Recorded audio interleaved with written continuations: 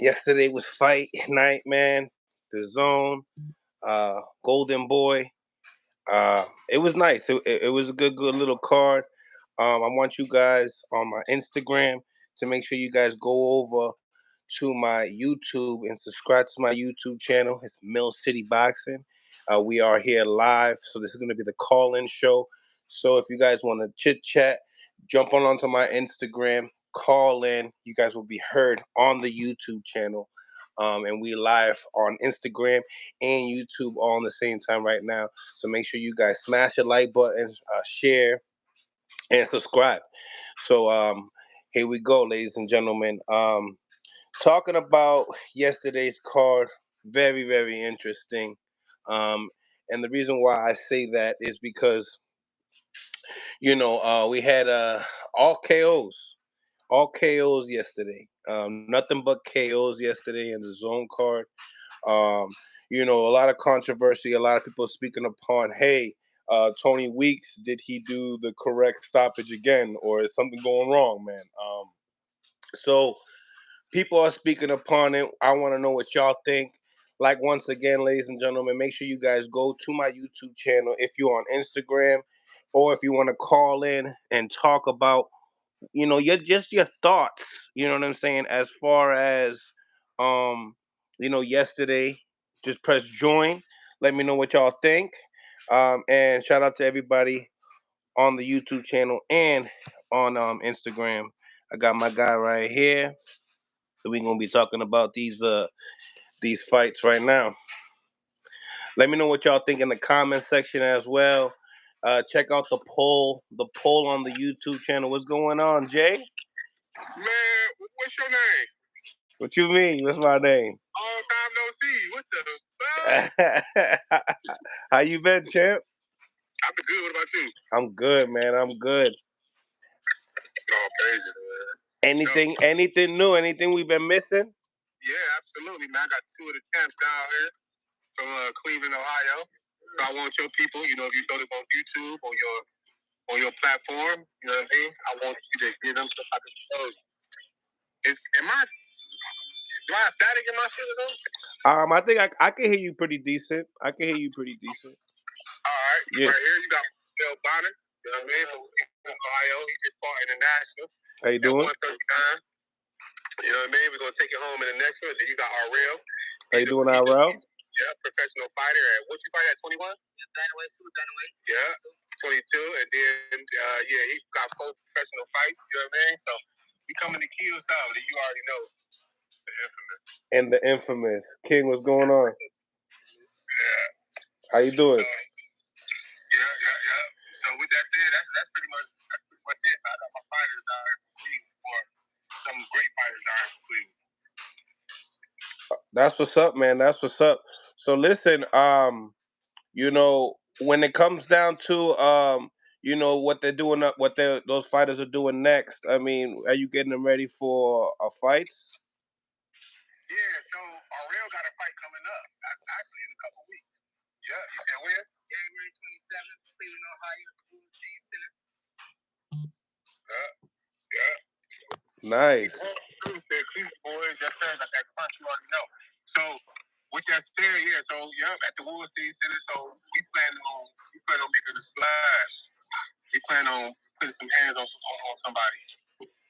That's what's up, man. That's what's up. So Jay, I just want to let you know that everyone's hearing you on the YouTube channel as well.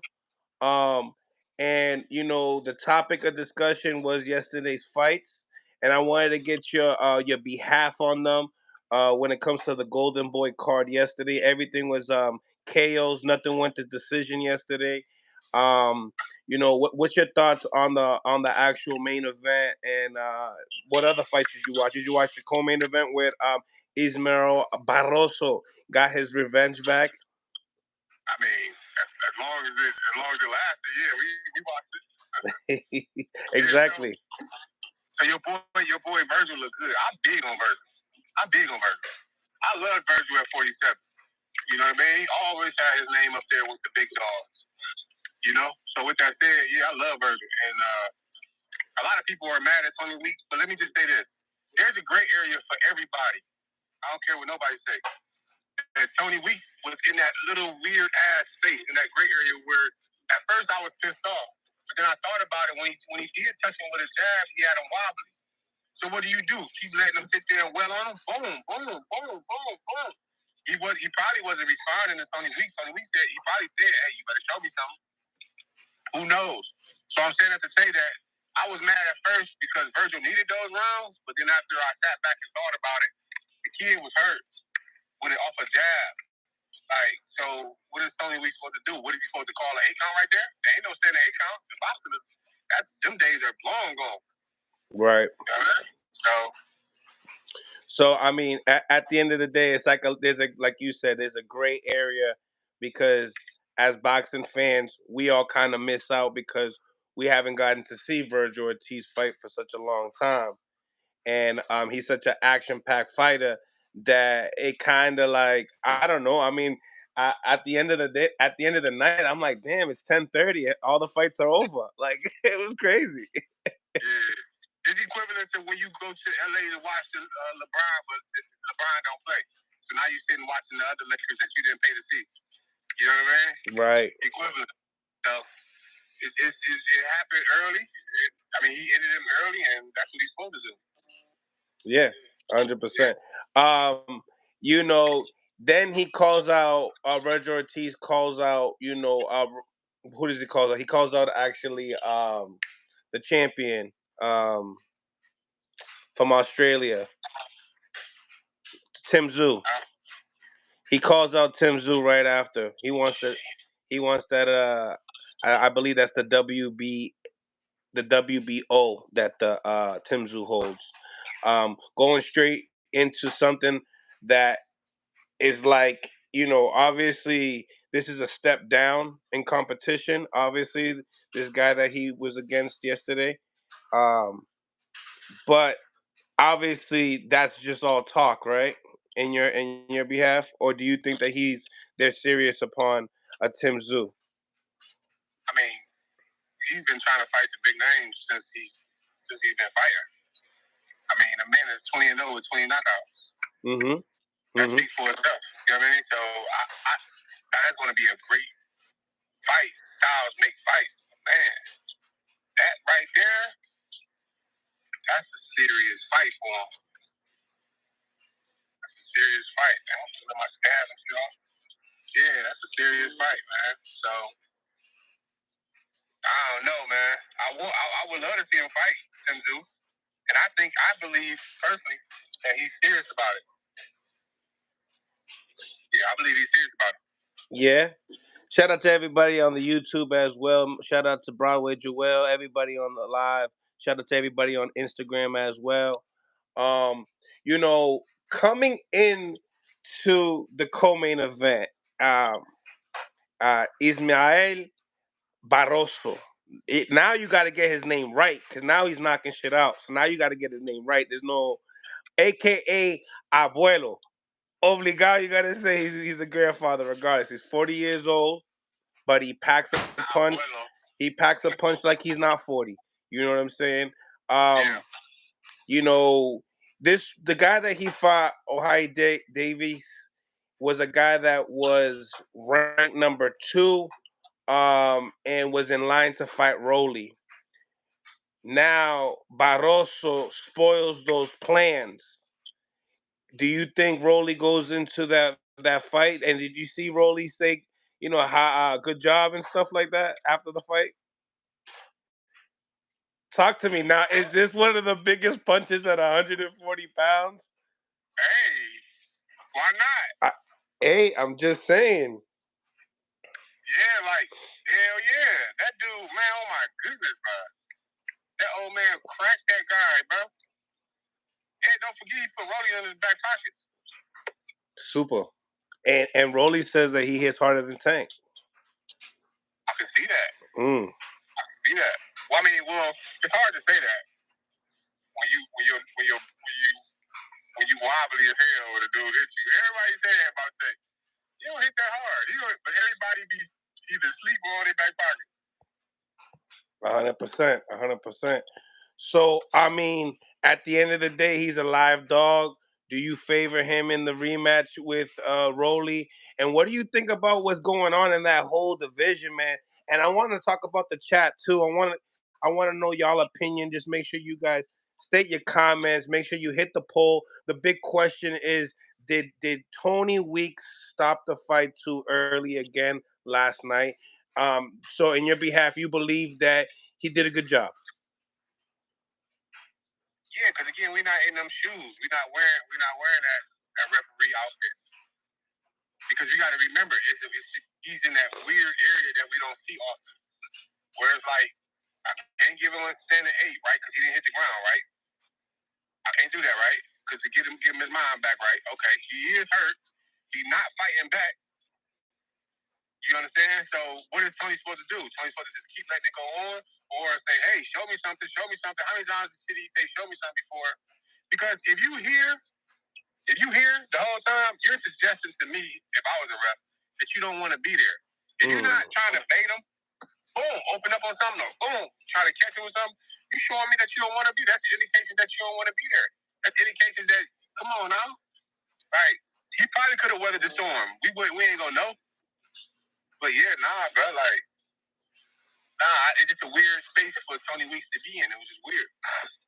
At first, my first initial thought was, "Damn, bro, why the fuck you do that?" But that was a fan of me because I wanted Virgil Ortiz to get the rounds that he needed at 54. He needs rounds at 54, and I wanted to see him. He's an exciting fighter. Who don't want to see him? Who don't want to see Tim Zoo? Who don't want to see Boots? T Bud? You know what I mean? Like Tank. Who don't want to see these fighters? They're entertaining. So anytime that you stop a fight early like that with fighters that we want to see, it's going to be annoying. But Weeks is in that weird little area again that he had to do what he had to do because the kid wasn't fighting back. He wasn't. For a split second. So I'm like in a yay and nay with the situation because I'm with you with the situation as far as we're not necessarily personally there to see those eyes. But yo, there's HD cameras now, son. Stop playing with me, bro. Like we're not in the early 80s anymore, HBO, that I can't zoom in the way they're zooming in now. I can see the pupils now. You feel me? So Tony Weeks is his in his defense, he said that his eyes weren't in place. Okay? That was his that his eyes weren't there. You know what I'm saying? And I Tony Weeks said that his eyes weren't there. Okay. So that's the reason why he stopped it. But this is where my issue lies. This is where my issue lies, right? Is that so he clips him, right? Um, Davis tries to throw a right. I remember a right hand left hook, right? So he throws the right hand, misses the right hand. As soon as he throws the left hook, he gets crushed by Barboso's left hook. You know what I'm saying? Short left hook too. It was clean as hell, right? Got him, and he didn't even drop from that punch. He actually was woozy. He wasn't there. He got clipped, right? And then Barboso wasn't really like being I would like to say accurate with his punches. His body punches were perfectly accurate because it's a huge target. But when anytime he wanted to throw something upstairs, he didn't land. So my thing was I seen that he was woozy from the shot, but the referee Tony Weeks already let him up.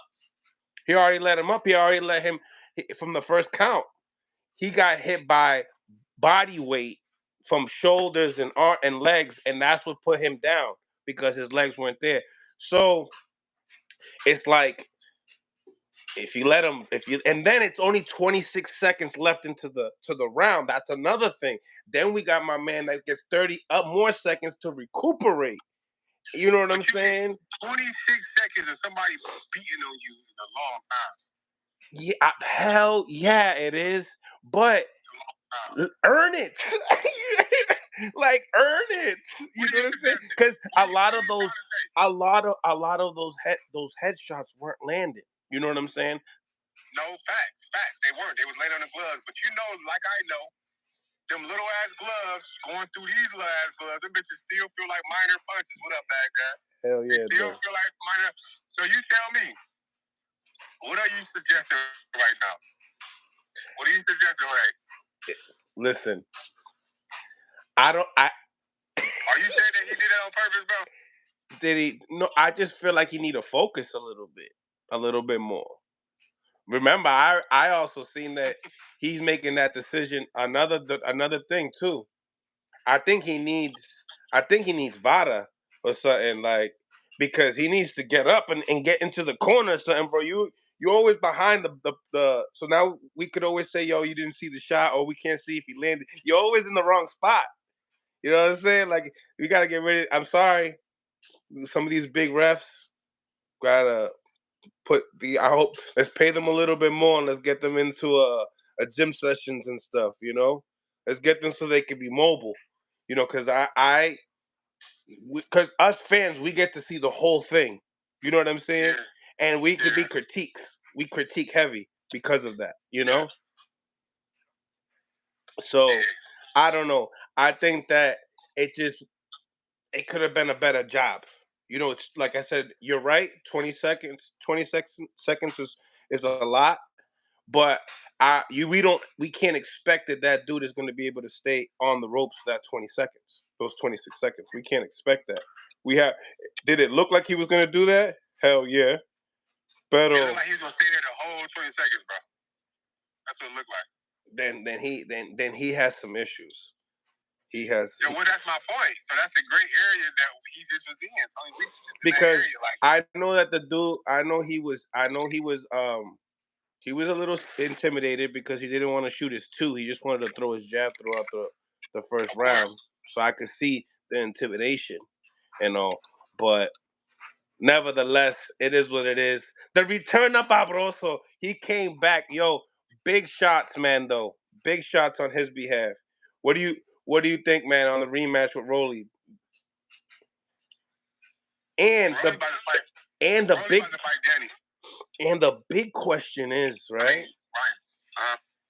The big question is why did Ryan Garcia stop the negotiations with Haney to try to entertain Rolly negotiations and making these decisions and make like I don't even know as a fan or as a boxing media to want to believe it or to want to believe that these guys are just promoting like they're promoting that fight.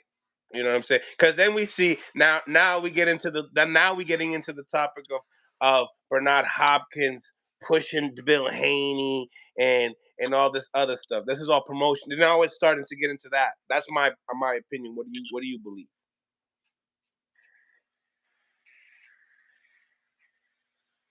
Yeah, I think it's real bad blood there. with Hopkins and Bill Haney. Yeah. So you think that shoulder check was real? I believe before that was real. I believe when he was like, I believe that when he was like, when Bernard was like, come over here, watch this, come over here, come over here. I believe that was real. Well, when he told them to go to the bathroom, let's go to the bathroom. Yeah, come on, go to the bathroom. Yeah. You think that was real? Know. While that camera was just like Ismail Barroso boxing, the champion sports boxing. What was he doing? What was he doing? Was he doing an interview? Who? Bernard Hopkins before he pushed him. I think he was just walking. But salute to Jackie. Thank you for the $50, Jackie. I appreciate the super chat. Much love. Thank you for putting some color in the comments, man. Shout out to everybody showing love. Make sure you guys smash the like button when you're in the Instagram and YouTube. And if you're on Instagram, make sure you check out the YouTube also. It's Millcityboxing. I'm here with my man King James J. My guy, one of the best boxing coaches out, young, you know what I'm saying? Young, you know? But nevertheless, coming into just the situation with Virgil Ortiz and you know, the actual Tim Tszyu fight, like, you think that's just too fast? No. You think this is a perfect time? Then who do you favor in that fight? Nobody said it was too fast for Devin to move up to 40 and fight Regis. Nobody said that it's too fast to go up to 47 and fight who we about to fight. Mm-hmm. Shout out to Ismail, Barroso, you know, on the live as well. Shout out to him. Congratulations, bro, on your fight. For sure. Oh, he in here? Yeah. Sigue para arriba, sigue para arriba. Tú eres mi abuelo. Definitely. Congratulations, man. That is hilarious. Make sure you guys smash that like button, though. He gonna look. His power transfer. It translates to 47, 54. I'm talking about Virgil here. Talk to me. 60, 68. You know what I mean? Mm-hmm. Yeah, that shit just translates, so why not? Shout out to the Muslim boxer in the building. So this is what I'm gonna do next, just to give you guys the heads up, right?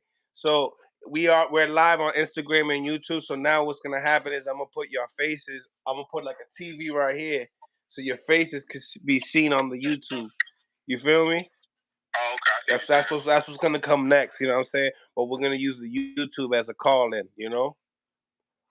But smash that like button, ladies and gentlemen. Make sure you guys go into, if you guys want to chop it up, go into the Instagram, Millcityboxing, and we're gonna be just continuing talking about these boxing topics. There's a lot of them.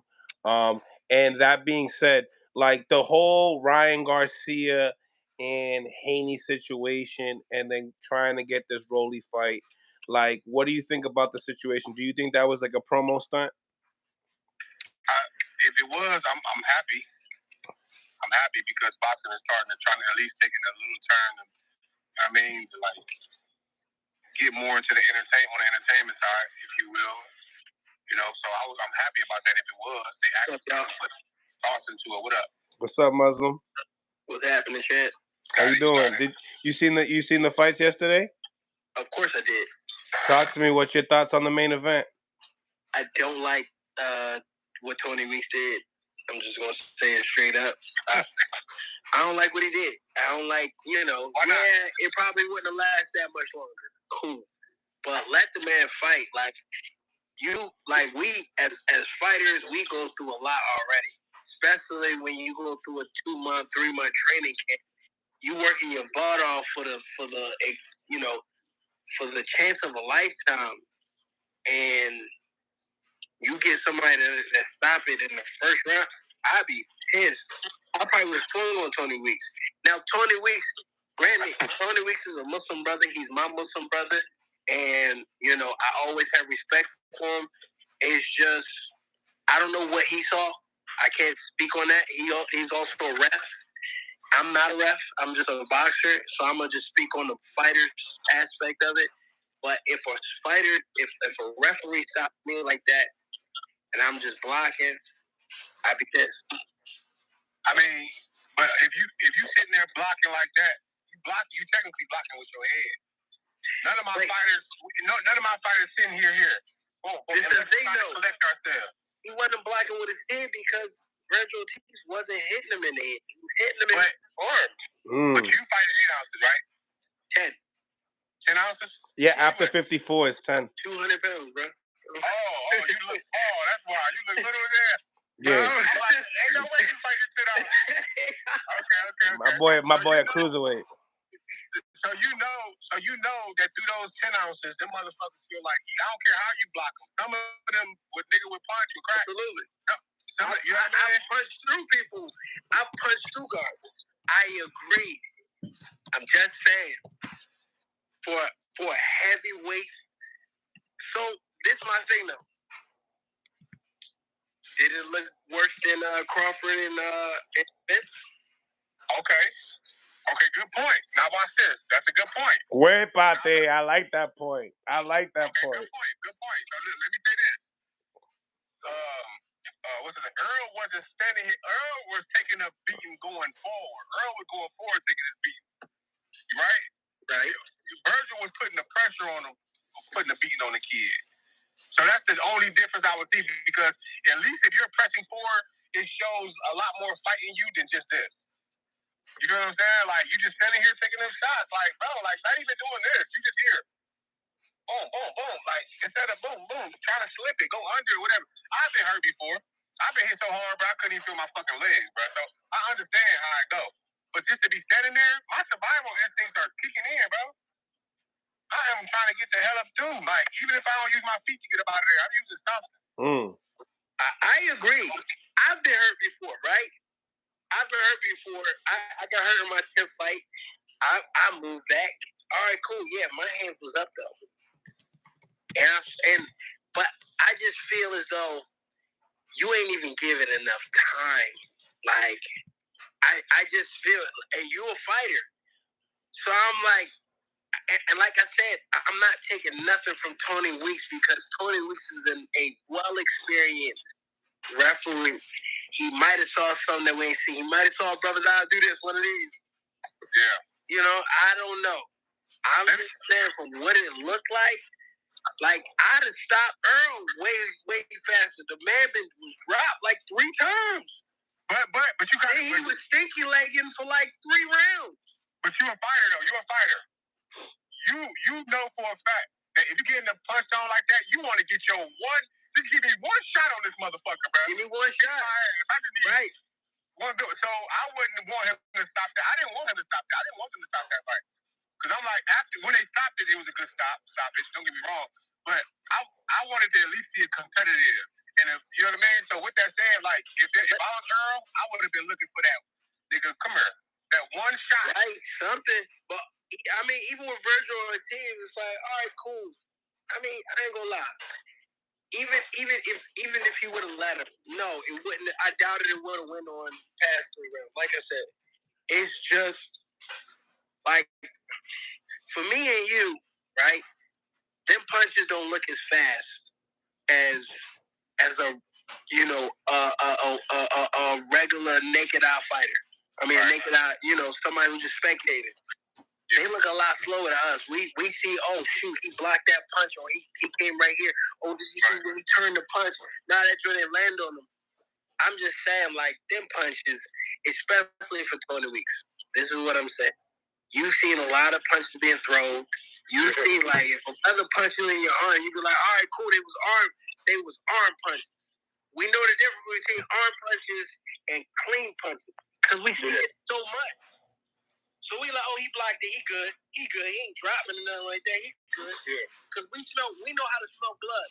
We sharks in the water. We see blood, we like, oh, we hit him, he gonna get him.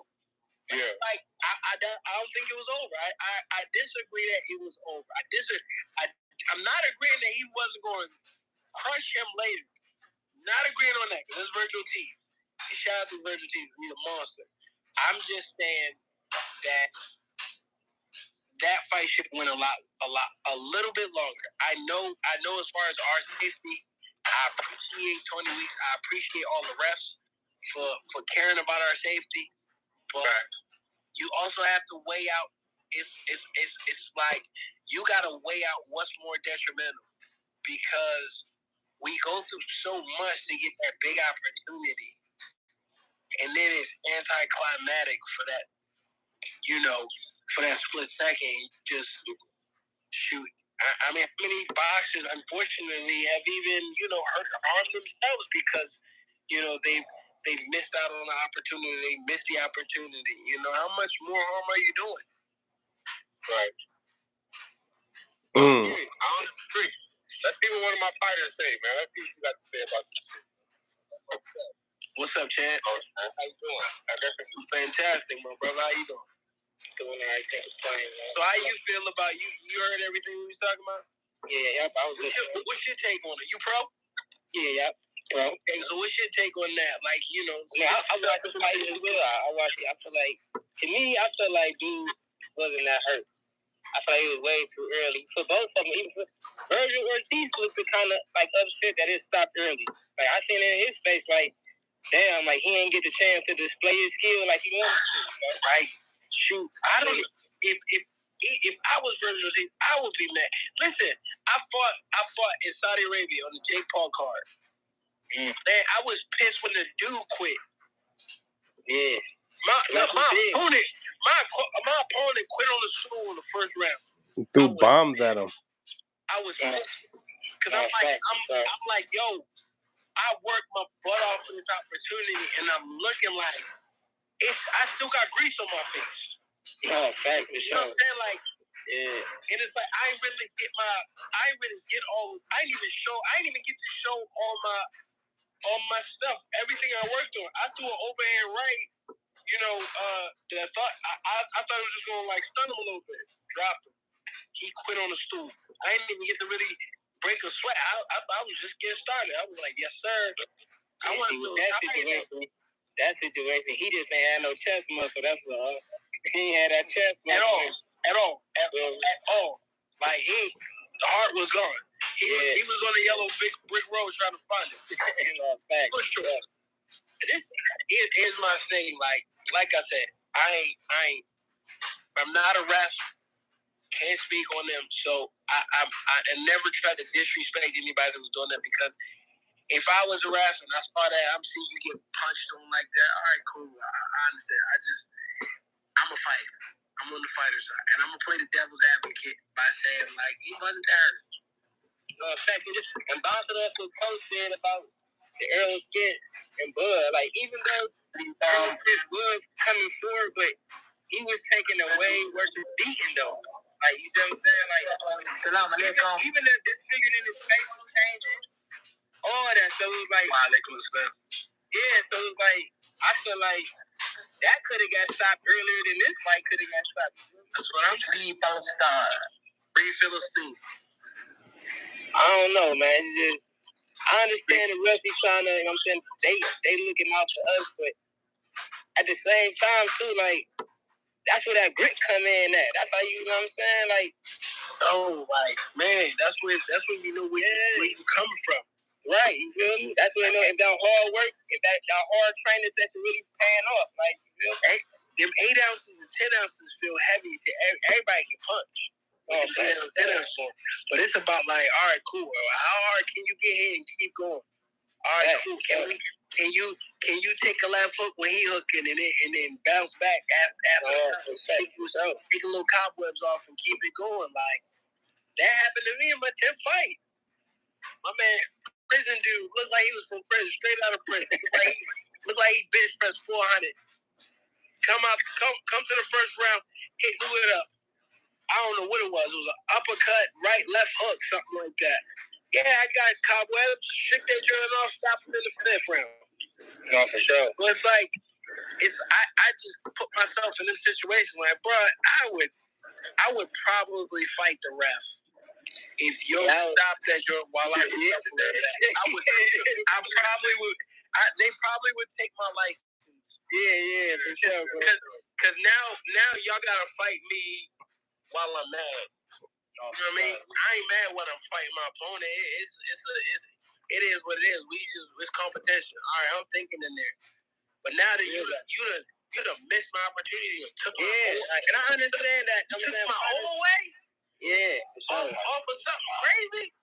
And I understand that as fighters, we put our life on the line just stepping in there. So I understand, like, you know, fighters die in that ring. I get that, but that wasn't that scenario right there. Right. It wasn't that bad for that one. Like that's all it is. But I mean, shout out to Virgil Ortiz. For sure. I mean, a dub is a dub. Dub is a dub. Shoot, I remember. I think the first 50 seconds of a fight, me and this dude at the same time, and his arm snapped to half. Yeah, I just fought in November, and first round knockout, 53 seconds, the rest stopped. So I be understanding, like, you know what I'm saying? So early November too. Yeah, so you know, but at the same time, I was kind of upset because, like, shit, I put the work. I wanted to like show, like, you know what I'm saying? Right. Like, this shit could have got way more vicious than just that. Like, you know what I mean? Well, I'll tell you one thing. There's no film of him. He got 3 minutes of film of him, you know. I don't know how you can really judge that. You know, there is some fill out processes in the around there as well. Yeah, how many fights you got, Ted? I got 4. Okay, you just started. Yeah. My man. You still on 4 rounds or 6 rounds? 4 rounds. This gonna be the last 4 rounds of January 27th. That's what's up. Keep doing your thing, man. May God bless you. And keep it safe, champ. Same to you. I hope to see you at the top. Absolutely. Same to you, champ. My man, appreciate you. Now, now we had that Arnold Barboza. You know, Arnold Barboza, first time in Golden Boy, first fight. Hit the what was that? He's gonna hurt Rolly. He's gonna hurt Rolly. Absolutely. You think he gets that fight? Listen, how about this? I know Rolly personally. Me and him was in the amateurs together. We started boxing together. I know Rolly. I know him. I've seen him get hurt in sparring. He can punch out like a mule. But the minute somebody touch him, like Barbosa, who is going to touch him, that man gonna get stopped. That man gonna get hurt. He got blessed. Who he get blessed by? He got blessed 2 times. He got blessed once. No, by and Barbosa. No, I'm saying what ref blessed him though? Because remember Ramirez. They one that blessed Virgel Ortiz. Tony Weeks blessed him? Yes. That's why now I got a problem with Tony Weeks. That's what I'm trying to say. Like, yo, you getting a reputation for this, man. I'm kind of annoyed by it. Anytime you got Barbosa. What you call was about to get smoked out, man. If Tony Weeks didn't stop that fight, but that's crazy. Every time you have Barroso and Tony Weeks in the same car, some funny shit be happening. But here's the thing, though. Tony Weeks was the fighter that let Badu fight with a split head open. Oh yeah. Oh damn, that was Tony too. Oh yeah, it was Tony because Tony was all bloody. Yeah. Let Badu fight. We saw his cranium. Man, I forgot about that. He was about here. I don't forget about it. I'm a student of the game. You know what I'm saying? I forgot about that. Well, you cool with Badu Jack though. I watched that. You let Badu fight for 12 rounds with what's his name? Something Martin, Prince, you know what I'm saying? And you let him fight for 12 rounds. I think like 5 rounds with a split. I'm talking split open. It looked like a bloody murder in that joint. I remember that. That shit looking bad. You let him do that, but then you ain't letting nobody stop nothing. Oh my goodness, nah. Maybe he fell away because I don't know. I ain't about to speak to that man. I don't know. Man, Badu is a 4-time world champion. One win. Yeah. No, I ain't gonna even advocate for Tony Weeks. He just dead wrong for that. I tried to advocate because there is a weird gray area. There's a weird gray area in that, where he just, I don't know, man. It's a thing though. It is a gray area because we're not refs. Yeah. That's one gray area that we can always say. We're not refs, and we're not in the position that he's in. Right. We don't have the vision, the sight that he sight because he's right there. We watch from TV. All right, cool. I understand that. But your reputation looking a little bad. It's like when you see a rapper from the street, you know he doing wrong. He get caught and get right back out. You like, yeah, look, and they adding up. Something wrong. The crazy thing is, he might have just shoot. The judge or the prosecutor might have the wrong information. He might have just got off like that. That's true. To the streets, it's like, yo, you looking real, like, who you tell them, who you give up. And it's like, no, we don't know who you get. That's what I'm saying. Like, I can play. I can play both sides and say, give him 6 feet. He is a Muslim brother.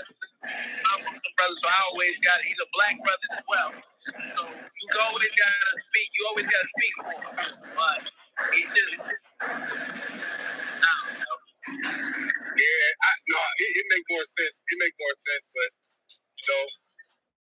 just trying to, I don't know, man. That sucks, though. That sucks. I wanted to see Virgil. That's one of his favorite little fighters and shit. I definitely want to see him. I want to see him in boots. That's what I want to see at 47 so bad, bro. Nah, I want to see at 54.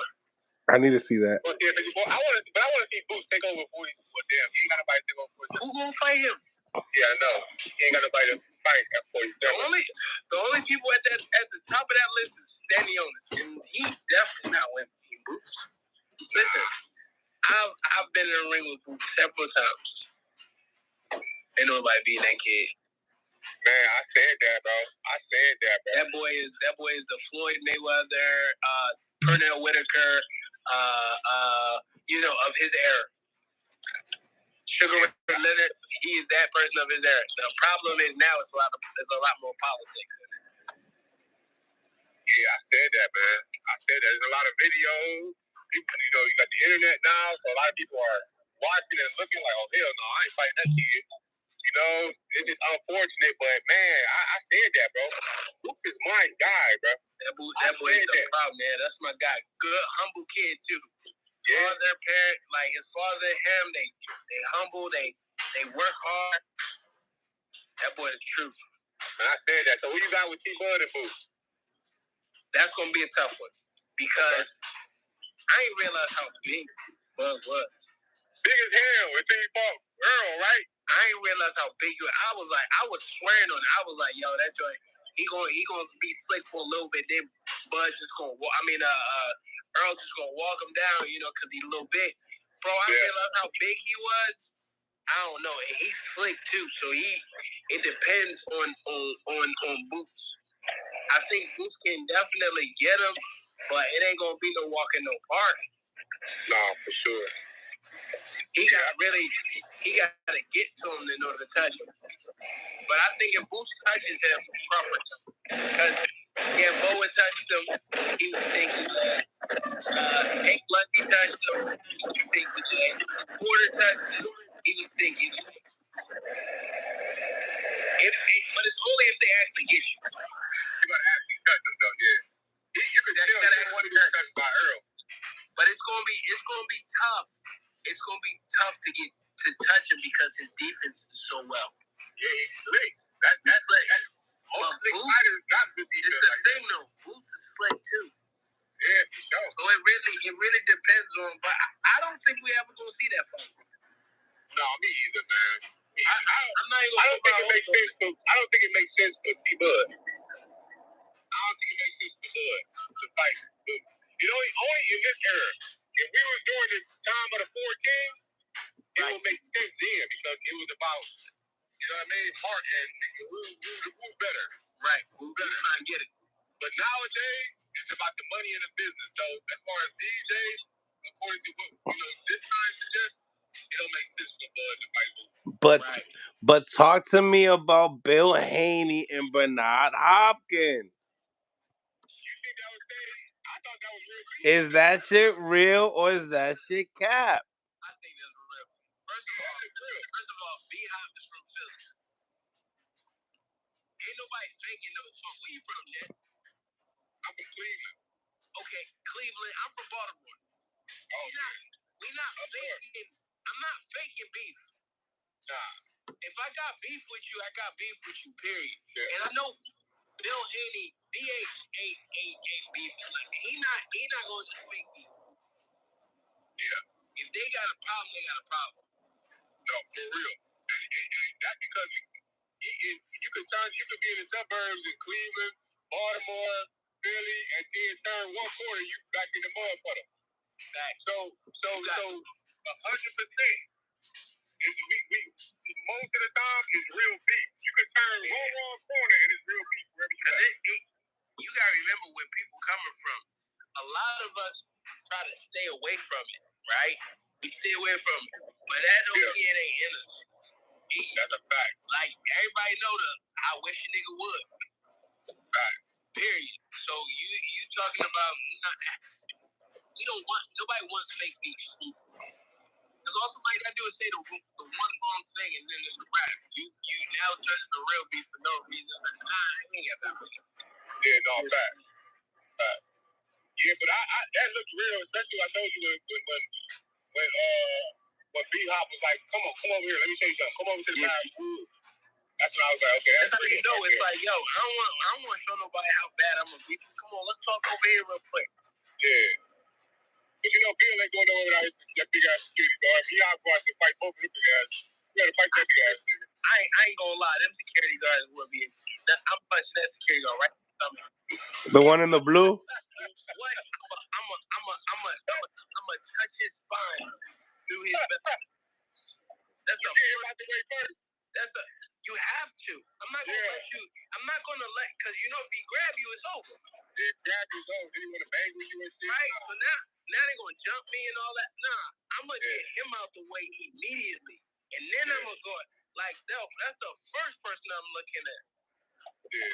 I size, you know what I'm saying? Like I'm a fighter. I size you up at the door. Yeah. Right. Then you walked in like, oh, okay. You gonna be the first person I hit over here with a chair. You gonna be the first person I hit over here with a chair. You ain't grabbing me. That's fast. You just fucking soon as they walk through that. Man, you walk through, all you give is a nod like, okay. He gonna be the first one. He gonna be the first victim, and then I'm gonna fight everybody else. For sure, like I gotta put you in the rear naked. I gotta put you in feet for at least 5-6 seconds so I can get off of this thing right here. Feel me?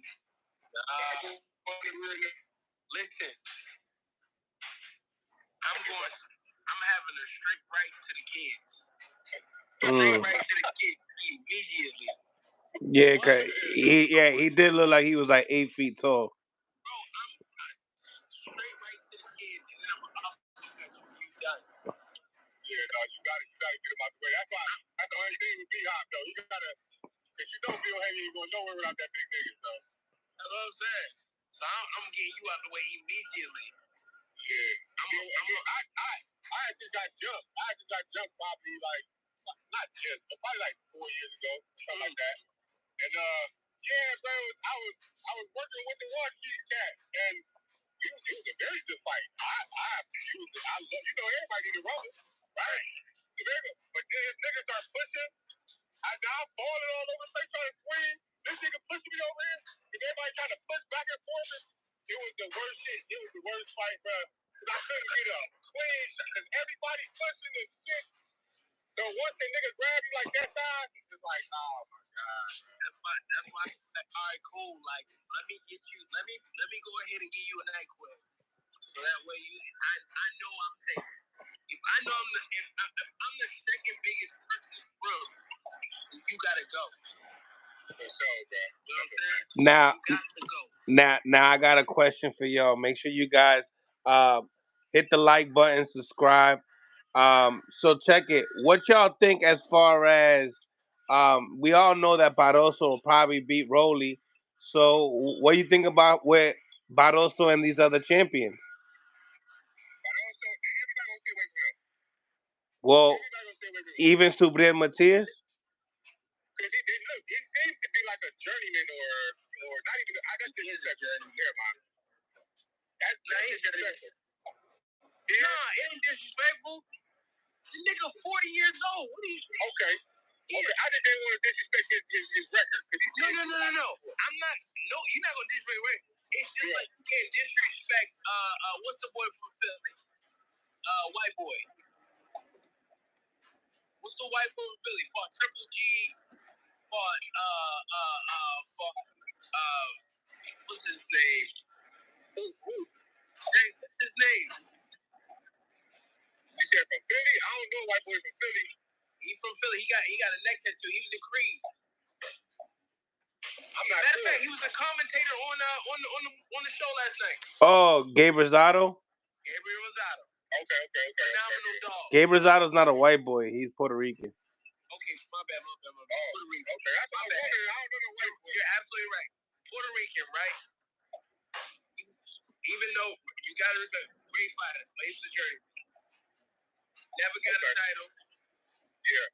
Never got a title, but fought everybody who's the best. And on top of that, was a gatekeeper for a lot of times.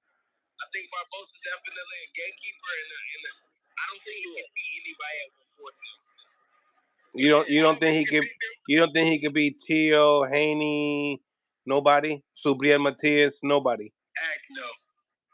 He's the weakest out of the bunch. All of them are dogs. Everybody got too much young legs, huh? When you fight another dog, now it's about the youth. After that, yeah, you can get some power. You can get some power shots. That it's like when you fight you fight the old man. You know he ain't got that much energy. You know if you work him, like for me, if I'm thinking, I'm like, all right, I'm fighting this old dude. I'm gonna have to put the pressure on him ASAP. I'm gonna have to just watch out for his power. And I'm gonna have to put the ASAP. I'm gonna have to put the power on him and put the pressure on him so that way he can tire out. His old legs will go. And for the champions at that weight, they're gonna push that. They're gonna push that limit. So what about for the up and comers, like guys like Antoine, Richardson Hitchens, and Barroso? Like they would have a problem with him. I don't think Richardson would have a problem with him because he would keep his distance a lot. Because you gotta remember, Barbosa doesn't have. It's not like a good boxer. He's a good fighter. So he got square footage. He's a Mexican fighter. He gonna swing with you. But if you're not there to get hit, he never gonna hit you. All right then. So who do you want? Who do you guys want to see Barroso fight? Because we know I have a feeling he's gonna beat Rolly. Honestly, I want to see him. If he beats Rolly, then I don't want to see him fight anybody else. I hope he retires. Nah. I want you're 40 years old and you knocking shit out. You get your just dues around here. Hey, let me fight a 40-year-old. All right. Fight. Just tell you that right now. 40? Go ahead. Go fight the Crusher. I would listen. I can't tell you this on here, but I was in the Crusher sparring camp. You can't say nothing. Nah, just let you know I had to go home. You had to go. They sent you home. Damn, they sent you home. They sent me home. Say no more, then. But I got messages. Did you at least get it? Did you at least get your week? Huh? Did you at least get your week pay? Did you at least pay for a week? Absolutely. Okay. I took my time. Here's the thing, though. I took my time to do that. But once I was like, all right, cool. Let me go ahead and show you how. If I'm show you that I'm here, it's a wrap. Damn, they gave him sick days without being sick. No, they gave me a severance pay. And vacation package. That's crazy. They gave me a severance pay. They said you gone, bro. I don't get that though. I don't get that because I remember back in the day, where we have one hard sparring partner, we have one pushover, and then we have one slick motherfucker. So I was fighting. Here's the thing though. I took up 2 of those slots. Okay. You gonna tell us which slots you took up? It's the good ones. It wasn't a pushover.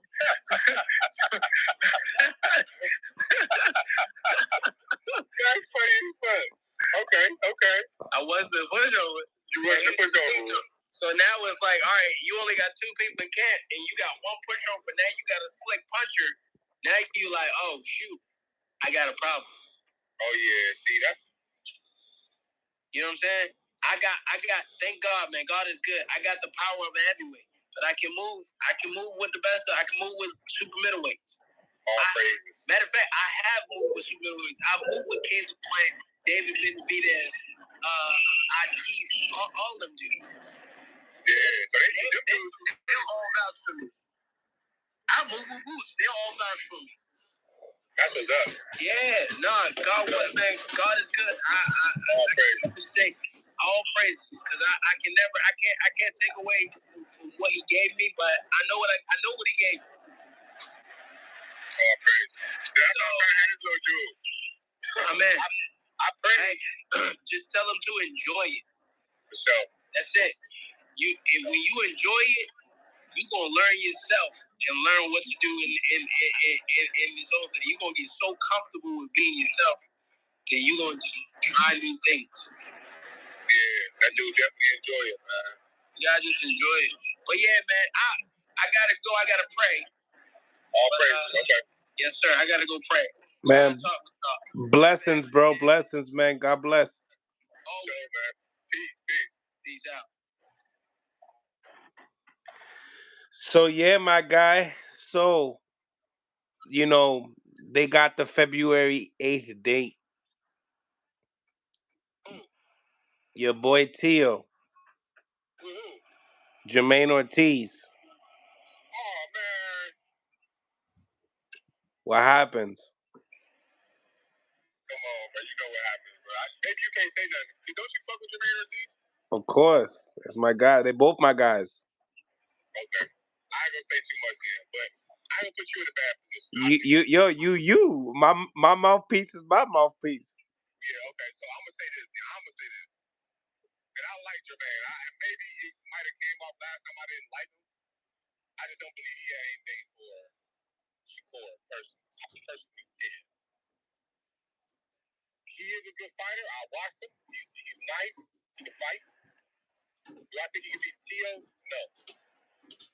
How do you see the fight going? I don't see a stoppage. But I do see a one-sided beating for more than half of the fight. Not more than half of the fight. I say half the fight.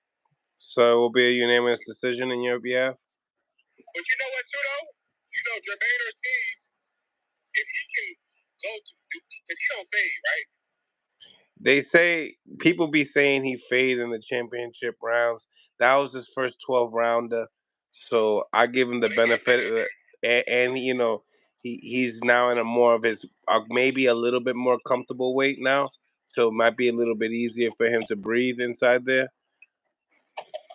Okay. We don't know. I mean, but as of what people are saying, he kind of faded in those championship rounds with Loma. Okay. But let me say this. A lot of people gonna fade with Loma though. I don't know. You gotta give him a little credit there because Loma gonna keep pressing you, touching you, moving. I mean, I can't judge one fighter going 12 rounds only one time. Yeah, you can't judge that. But guess who else faded against Loma? What happened? Tio faded against Loma as well. Yeah. Loma's back stretch is nice, pause. But his back, when it comes down to the back stretch of it, it just happens to be his 12th round. He ain't that's like hungry for some reason. Well, let me rephrase then. Based off of just the information that I just got right here, and I just remembered right here, because you never know. We just never know with these fighters. Some fighters and some fights you automatically know. But good fights like this, I'm gonna say this. I believe it's gonna be. I'm gonna say in 9, I got Tio up 5-4, maybe even 6-3, and then the last 3 or 4 rounds. How many rounds is that? 4 rounds. Yeah, you're gonna have 3 rounds left. 9, 10, 11, 12. Oh, wait, but I counted that, right? Okay, with 3 rounds left, I guess. Because a 4-5, that means you have 9 rounds. Yeah, I don't know, man. I don't know, bro. It's hard for me to even give you this one, but I'll say this. I'm big on Tio. I don't see nobody. No offense to Jermaine. I like Jermaine as a fighter. I don't know him, but as far as like him beating him, I don't see Tio beating him. And I don't see Jermaine beating Tio. And I know I say this all the time. And even with the Boots fight, I said T-Bud and Earl. I said if T-Bud come out sharp, it's over with.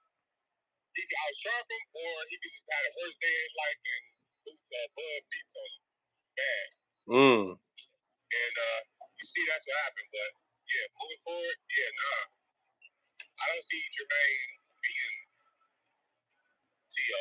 Who you got? Yeah, I mean, real talk. Like I think to be real, it's an interesting fight. It's a real interesting fight. Yeah. I see Tio having the edges I noticed one thing about with Tio that he showed me with the Josh Taylor fight. He and with he could fight bigger fighters. Guys that are bigger than him, and you know Jermaine's gonna be the bigger guy and probably the slower guy.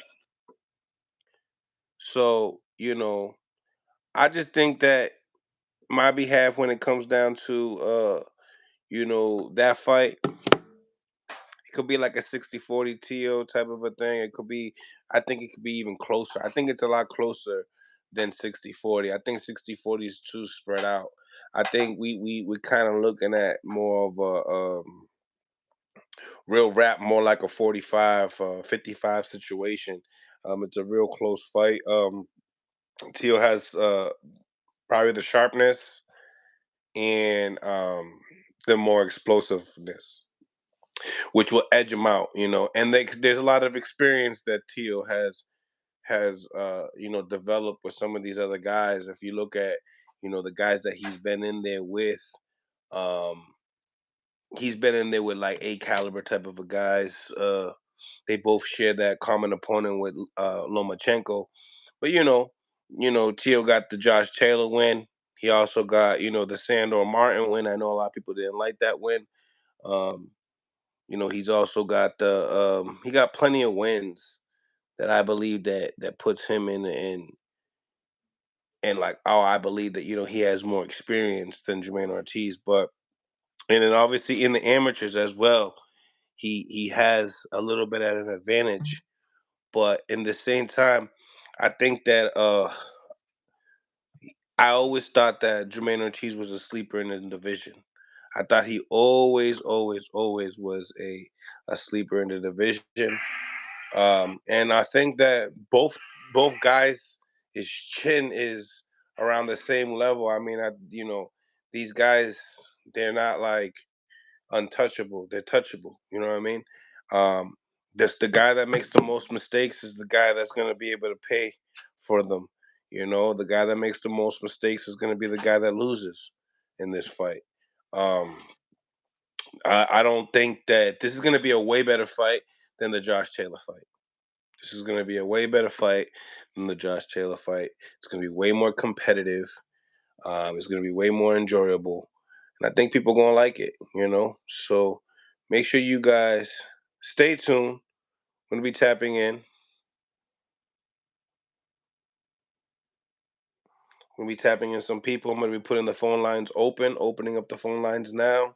For any people that want to talk, I'm also going to be chopping it up with Blair the Flair, Cobbs as well. So make sure you guys smash the like button, subscribe to the channel. And what are y'all thoughts on the Tony Week situation and all that? I would like to know what y'all beliefs are in that. Get into the polls as well. Check out the polls. The link is in the comments right here. Just pinned it right here. Phone lines are open. Gonna go and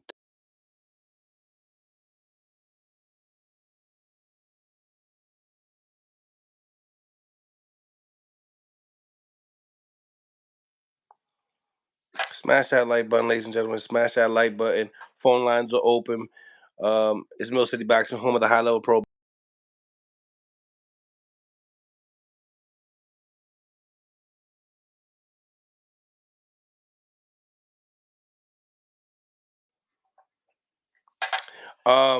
So going into this, it's very hard to kind of gear up to figure out how to gauge Virgil Ortiz performance.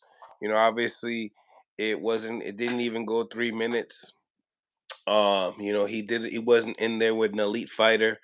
And to see capabilities of like who he could possibly be fighting. And this fight yesterday was like a catch weight at 156 pounds, which in the same time it kind of makes us believe that it's like, hey, can you make 154?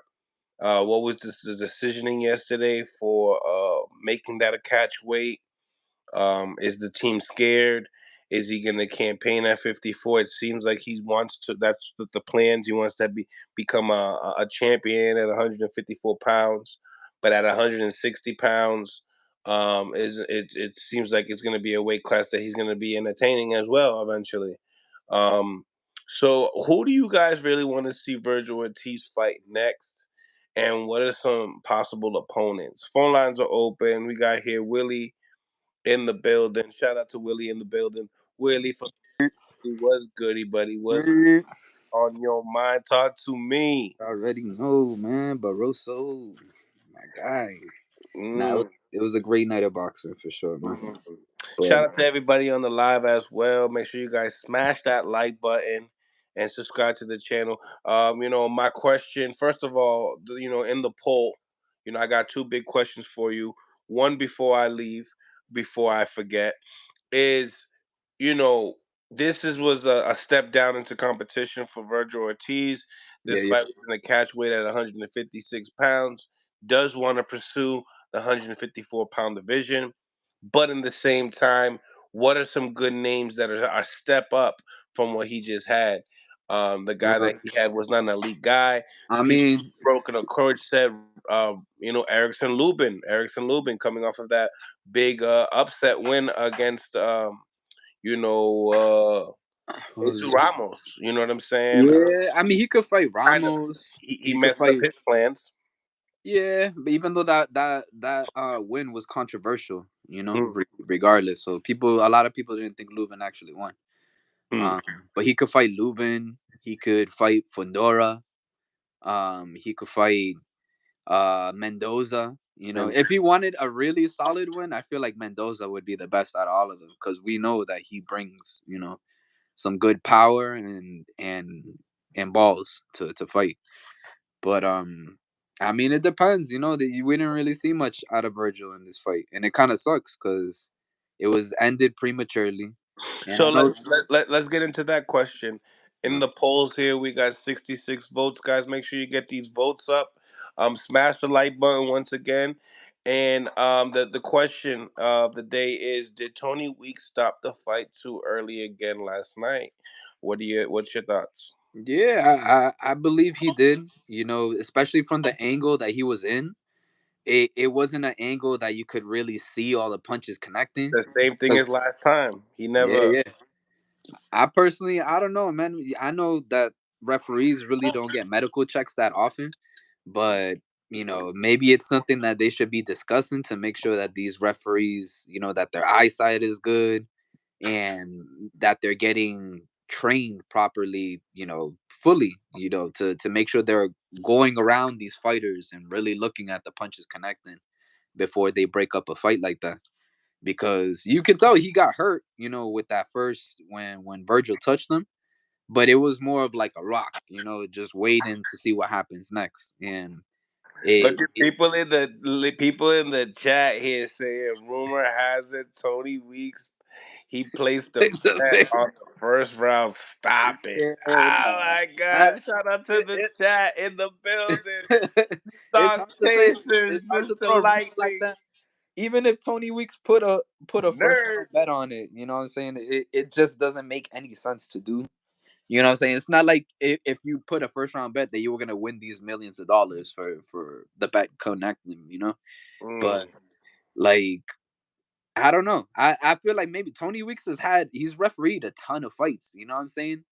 And tons. a tons of fights, and sometimes like from a referee standpoint, maybe you think about those previous fights and how they ended, and maybe he's had a couple of mistakes before where he let a fight go on too long, and maybe somebody didn't really, they didn't recover well. So you can't blame him, but at the same time, like I feel like there needs to be more training on referees to how they move around the ring. You know what I Mm, mean? To make sure that they're looking at all these punches connecting and to really assess the situation because doing that to Virgil sucks too because we haven't seen him in a while, and we were all anxious to see like where he's at, especially with the fight being at 156. It wasn't really like an official 154 a pound fight, so it makes me wonder like is this the best division for Virgil, or should he be at 160? because it sounds like if you at 156, it makes no. It's a weird 2 pound difference. Like that don't make no sense to me. So I feel like Virgil might be going up in weight again because Mm. this weight probably wasn't like his best, I would say. But I mean, he still got Zoo. You know, Zoo's entertaining the fight already. So I think that would be a great matchup. And But who you still, got in that matchup, man? Because I know you like to place your little bets on DraftKings yeah, and yeah, yeah. stuff, I and you mean, if I had to participate decide, upon that. I'd probably right now the way it stands, I'd go with Zoo because Zoo's been way more active. I feel like I'm assuming Zoo would be the favorite. yeah, yeah, all day. I think he would be the favorite. He, technically, quote unquote, he's the bigger dude. But you know, when you size them up, you know, next to each other, Virgil is as big as Tim. So I mean, it would be a great fight, but I want to see Virgil fight somebody else. You know, that is in that top 10 list to kind of really assess where he's at. And you know, as much as we like knockouts early, I also like decisions, you know, to really assess like where you at, man. Are you healthy? Like with him winning that fast, I'm not even sure if whatever health risk he was going through is a factor yet. You know, we don't know because the fight only lasted like a minute or two. So it's yeah, it's a fucking it's kind of like a weird L that you taking away. You know, you Yeah, back, because yeah, but I was watching that like Chris Algieri. They said that the only opportunity Lawson had was if you know he rushed him in right in the beginning, yeah, yeah. or you want to bank towards the championship rounds to be able to capitalize on Virgil Ortiz's sickness. Yeah, you know, it was very similar to the Barroso situation He where Rolly Barroso was stole the show. yeah, yeah, he definitely did. But if you look at back of his fight with Rolly and the way Barroso, Rolly came onto him abuelo. in the corner, it was the same. It was like I don't know what the referee was seeing where he thought that he was getting hurt, but you need to really assess the situation, especially if most of the shots aren't landing. You know what I mean? But that's to me, that's a poor eyesight angle. Like if Tony Weeks' eyesight is going bad, you gotta wear contacts, wear some glasses, do something so you can see 20/20 vision of what's going on, man. Because Virgil Ortiz versus Liam Smith. Or who beefy? if you want a little bit more of a step up, Nah, Liam fights at 160 though. He doesn't fight at 154 he no more. does. Yeah, he does. Yeah, he just fought He Chris. fought Chris Eubank, yeah, twice. So he's already up there. He's not gonna go back down that way. He ain't gonna go But back down. that I mean, as it is a good fight, but I don't think it would be like some crazy credible fight to. Barroso versus Subriel Matias is gonna be I, possibly one of the more attractive fights when it comes down to the champions, yeah, future champions down the line. In your behalf in the rematch with Barroso versus Rolly. Rolando Romero, do you think that they'll get it right? Do you think that? Yeah, Because I'm thinking, I think because you put money on Barroso, I remember, right? You yeah, put yeah. money I on put Barroso money that on night. Barroso. Yeah. I think in the rematch, Barroso would win by decision. He might not knock out Rolly, but Rolly already fears his power. You know what I mean? So he's gonna be hesitant to even try to exchange with him. Mm. So in a second scenario, I think Barroso washes him just by a decision, and Rolly being gun shy. But you know, it doesn't have to be a rematch. You know what I'm saying? He could completely skip over the fact of Rolly, and he could go and fight Matias. You know, and stylistically, it might be a great fight because they both bring power. Barroso, although he's 4 years old, got more balls than a lot of these other fighters. You know what I'm saying? Um, in terms of not being gun shy, you know, and letting his hands go. Unfortunately, his fight ended really fast, or you know, whatever. But we were all mainly expecting on Harry Davis with the age and everything to beat him easily. Hmm. But you know, like I told you, man, like sometimes you can't sleep on when somebody's motivated and when you know when you catch them at that moment that they really do want to fight, man, anybody could be a problem. It don't matter if they're top 15, 20, 30, 40. It could just be their night. And, you know, as we just saw, Davies is going back home talking about shit. I fucked up. Yeah, we saw it. But nah, big shout out to Barroso. He did his thing, man. And I think that's dope that they gave him another opportunity. Cause he could have really walked away from that Rolly fight and been like, yo, fuck boxing. I'm not gonna box no more. They do They, this shit to I fighters feel all the like time. they owed him one. You know what I'm saying? Yeah, yeah. And they got it right. They owed him one. They gave him a good opponent, a good solid Boxing was name. talking too much shit. Yeah, Boxing yeah. was talking too much shit about it. And Barroso needs his title shot. Now he is the interim champion. Um, we're gonna be having a special guest, ladies and gentlemen, in 5 minutes. I gave Ooh. want to give the respect to Big Willie. You know what I'm Hey, saying? But we're gonna hey, be having Corey Spink's gonna be on right here, former champion, hey. former undisputed Shout out to 147 Corey. champion Corey from Louisiana.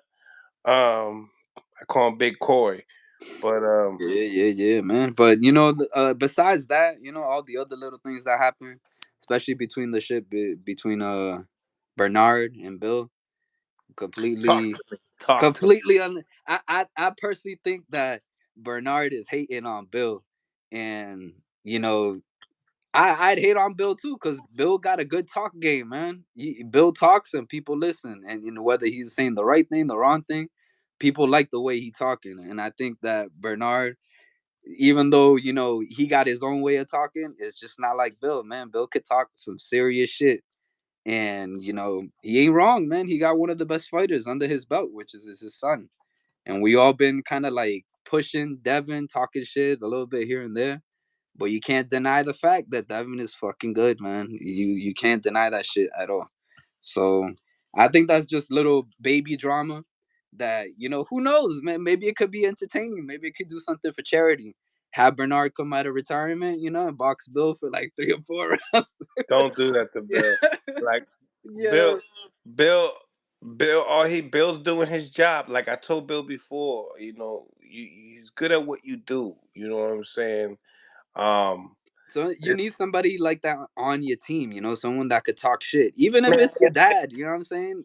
Bill if can you could talk deal, shit. if you could deal with the streets, if you could be, a pimp. You know what I'm saying? You could be a pimp on the streets. You could deal with all this shit. You gotta look left. You gotta look right. This Well, boxing stuff ain't nothing. there's a comment in the who is it from Champion Sports Boxing. Rolly was rocking him, knocked him down, and was getting it. Man, stop playing, bro. Watch that fight again. Rolly wasn't doing nothing but being gun shy against a 40-year-old man that he knew he was gonna get on his ass, yo.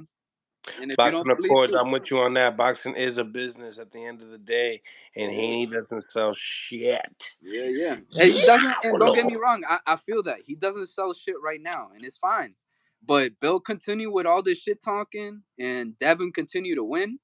Eventually he's gonna get up there, man. He's gonna make his bread more, I would say more naturally than the other fighters would have just made it off, certain knockouts. That Mm, popularity. It's kind of a build up, you know what I mean?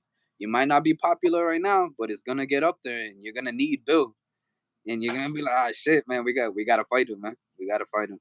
So mm. it is what it is. Devin's good, but there's still a lot of solid fights at 140. You know, Ryan Garcia ducking Haney and then trying to call out Rolly again was probably the most awful move I've seen. And then he's like, I've instructed my team to do this and do that. Nah, you gotta instruct your team to do something at this point because they're gonna leave you on the bench again for flip flopping. Haney was already entertaining the fight. There was no reason to be like, nah, let's not do it. Like you could have Mm. just gone for Haney, but now you are walking around talking like, yeah, I got these pay-per-view numbers. But guess what, bro? If you don't fight anybody solid soon, those numbers ain't gonna matter. Their shits are gonna dwindle and drop like anything else. People get bored of seeing you fight people that we know you're pretty much gonna beat. So Fact. gotta stay solid in this boxing game, man.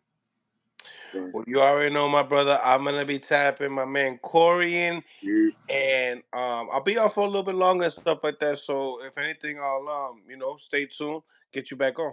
yeah, I got you, bro. Talk That's about some of this heavyweight stuff that's going on as well. yeah, man. You know that. Yeah, that's an ill topic for sure. All right, cool. Sounds good. Tap in. All right, brother. Smash the like button, ladies and gentlemen. Smash the like button. Okay, ready now. Smash that like button, ladies and gentlemen. Smash the like button. Subscribe to the channel. Boy Mills.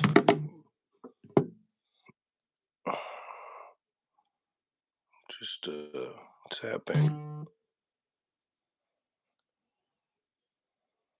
Hold on 1 second, guys.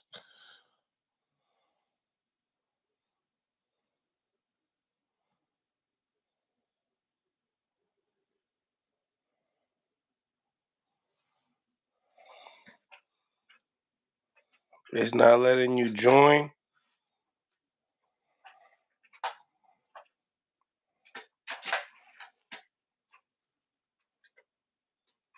Okay. Let me see what's up, Lorenzo. Give me a second. I'm gonna be tapping in. I think it was probably because I had people on, but I'm gonna tap you in. I got, one of the legendary zone, Corey Spinks, What's the up with one you, my and dude? only. What's good, my guy? Oh, man, we've been trying to get at each other, bro. It's been a minute. How's everything with you? Everything's all right. And yourself? Good, good, good. You know, I see you doing your coaching thing. I see you going out. I see you TikToks. I see you doing your thing, man. I love it. Yeah, man, enjoying life, man. Living free. So listen, man, there's been a lot of things. I haven't chopped it up with you for quite some time. It's been probably months now, and a lot of things has happened towards the end of 2023, and now we're entering the new year. Well, we're already in the new year of 2024. Were you able to watch some of the fights that were happening last night on the zone? Oh yeah, I watched them all. Oh, beautiful, beautiful, because that's the main topic for tonight.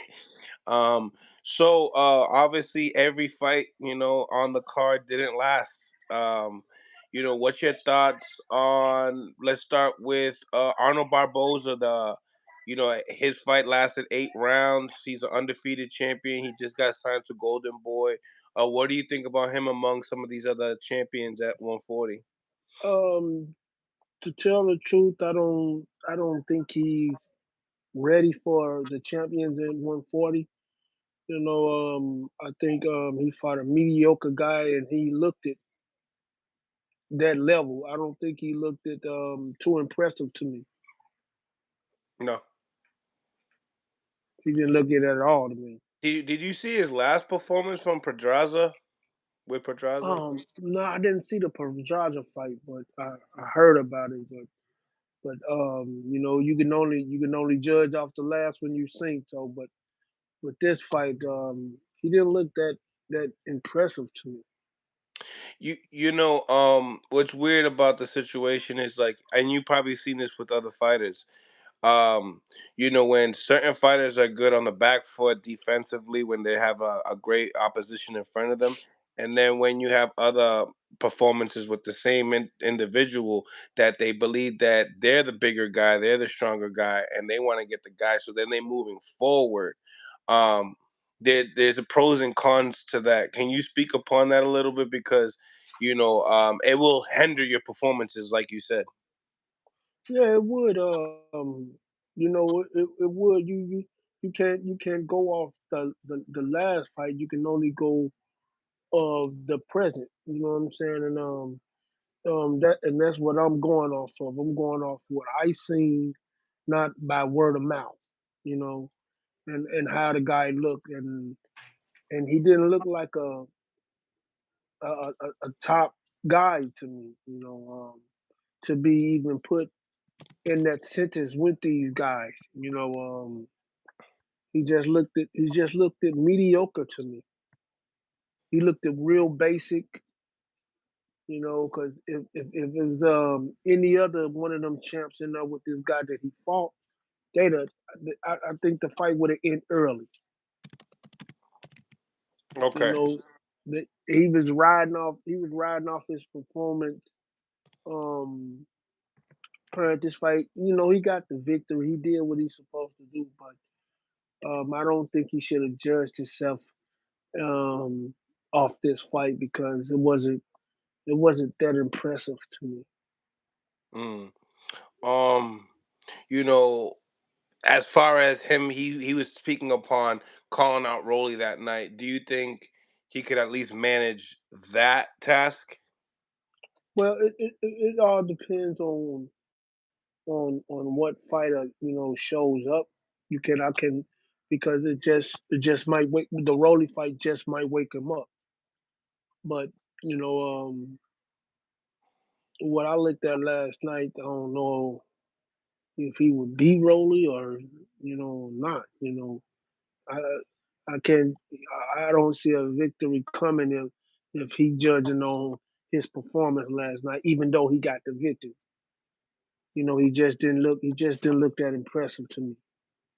No, understand, and I agree. Looking at his two last performances with Pedraza and in this fight, completely agree. Now, going into the next fight, we had Ismail Barroso, the guy that believed that was winning the Rolly fight until Tony Hmm. Weeks stopped it. Right. And we're gonna get into a little bit more on Tony Weeks as well on the main event as well to see what your thoughts are. But he's a 40-year-old man, looks a little older than what he is, packs a mean punch, kind of very underrated when it comes to his boxing ability. He got his revenge in the first round, big shot, and kind of took away the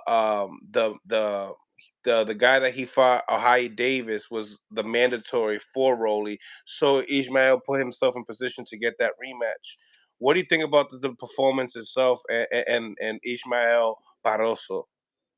Hey man, he stepped up to the plate and he must want it bad. He wanna re enter the ring with Rolly, man, and try to erase that what people took from the first fight. Because the shot that he landed was perfect, and the guy did what he had to do, man, and got the guy out of there, man. It was yeah, some things are just meant to be. You know what I'm saying? You never know. It might just be in the cards for this man to become a world champion or to at least have another opportunity to fight for it, and maybe he'll get a first shake this time. Um, Speaking upon that fair shake, so say if he does become victorious in the rematch with Rolly, and who do you favor in the rematch? No,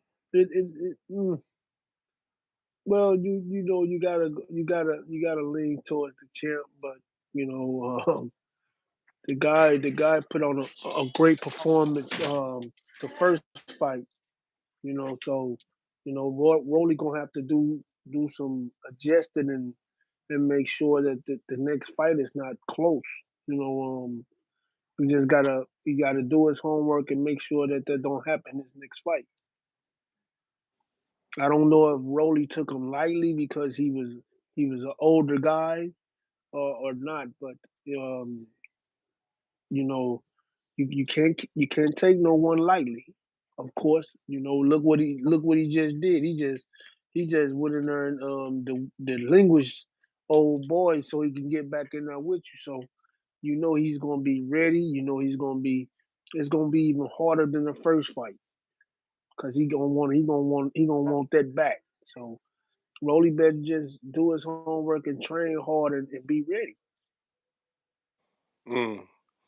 Um, as far as the other guys, when we talk about guys like that will have belts, you got Devin Haney with a belt now, WBC, you got Teofimo Lopez, and then you still got the IBF champion Subriel Matias, very Hmm. underrated guy.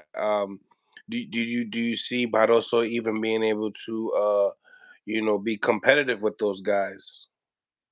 I think he's tough. I think he's tough enough to be in the ring with these guys. I'm not going to take anything from him because he's proven it. Because the guy that he fought last night supposed to have been tough, and look what he did. He knocked him out. So everybody deserves a shot. You never know how a person will do until he get in there with these people that y'all saying is too much for him. So you know, I gotta take my hat off to the old guy. You know what I'm saying? No matter how old he is, he in there handling his business. That's right. That's right. Man.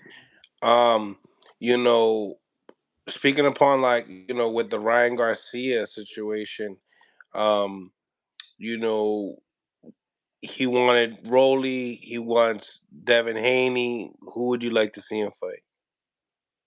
I would like to see him.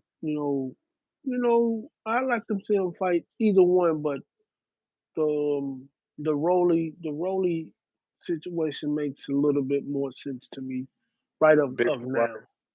Right now, and then if he happened to get past Rolly, then fight it like a Devin Haney. You know what I'm saying? I know why Devin Haney them won it. You know what I'm saying? Ryan got a big following. You know what I'm saying? They trying to take basically they got the belts, but they it's like Ryan still a giant in a weight class because he has a big following. And to tell you the truth, Devin following is not as big as Ryan. And they wanna take the head off the Giants. You know what I'm saying? And I don't knock him for doing that. But you know that's all I can say. I hope he do get the fights that he's chasing, man, to be this undisputed champion supposed to be. But well, he's not undisputed champion at this weight class, but he still I guess he's trying to clean up another division. But to, but to be the status that he is, and he's an undefeated fighter. You know what I'm saying? And I understand the position that he want to just he want big fights, and that's where he at. That's where he at. So, but even though I think Devin do he deserves the big fight, so, because he even took down some giants. He just beat Regis Prograde. You know what I'm saying? He beat Lomo. You know, he deserved it, man. He deserved it, but I don't think people give him enough credit for what this little guy is doing, man. I take my hat off to little bro. You know what I'm saying? He's a good boxer. And I love his skill. But like I said, this is a business. So Ryan, I'm gonna have to make you know good business decisions. You know what I'm saying, and the right moves. Because he has never been a world champion.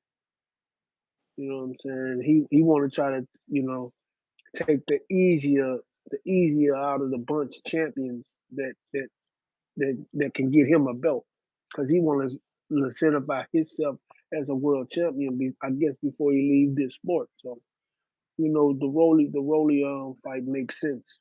You know. Um, when it comes down to the main event, we had Virgil Ortiz first round stoppage. Tony Weeks stopped the fight. Had 26 seconds left. The poll here is the question here we have is, did Tony Weeks stop the fight too early again last night? What are your thoughts? Yeah, I think he did. Because the guy got wobbled a little bit, but he wasn't getting hit flush. He was blocking most of the punches, and Tony, man, have to this like his second or third time in a row he's stopping fights prematurely, man. I don't know if see a lot of these refs are. I understand why a lot of these refs are like that now, because that year that boxing had of a lot of boxers getting hurt, losing their lives and all of that. But you have to lay back. You have to give the man a chance to fight. The guy wasn't tremendously hurt or nothing like that. I think it could have went on. Yeah. Yeah. Um, you know, very hard to grade Jermaine Ortiz's performance in your behalf. What do you think, as far as opposition, the amount of time?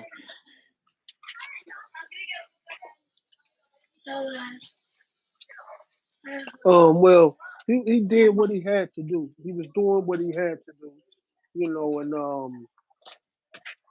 you know, and of course, you know how this game works.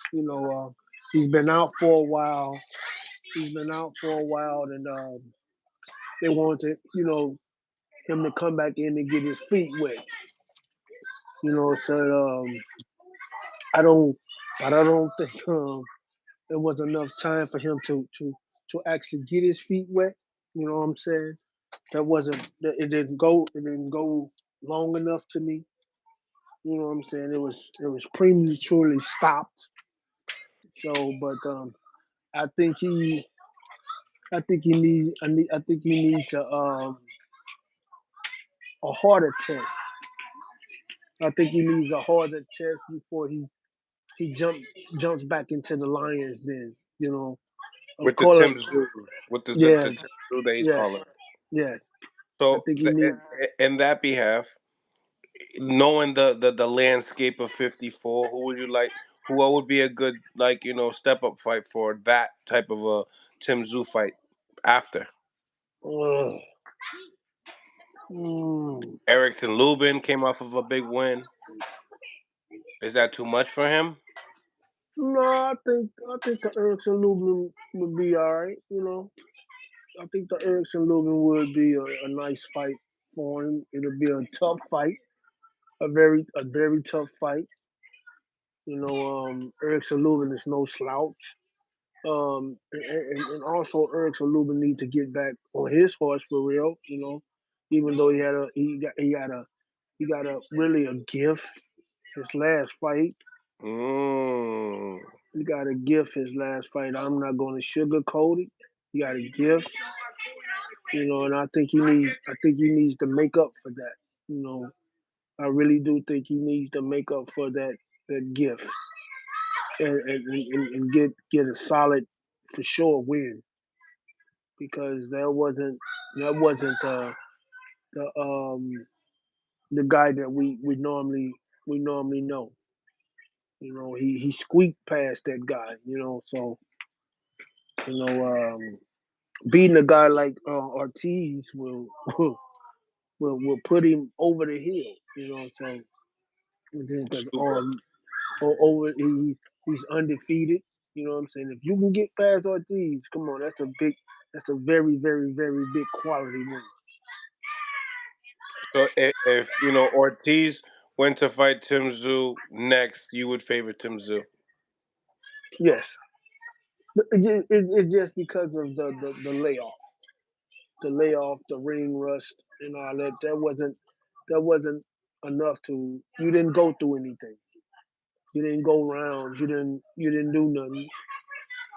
But you can't count Ortiz out. He is a monster though.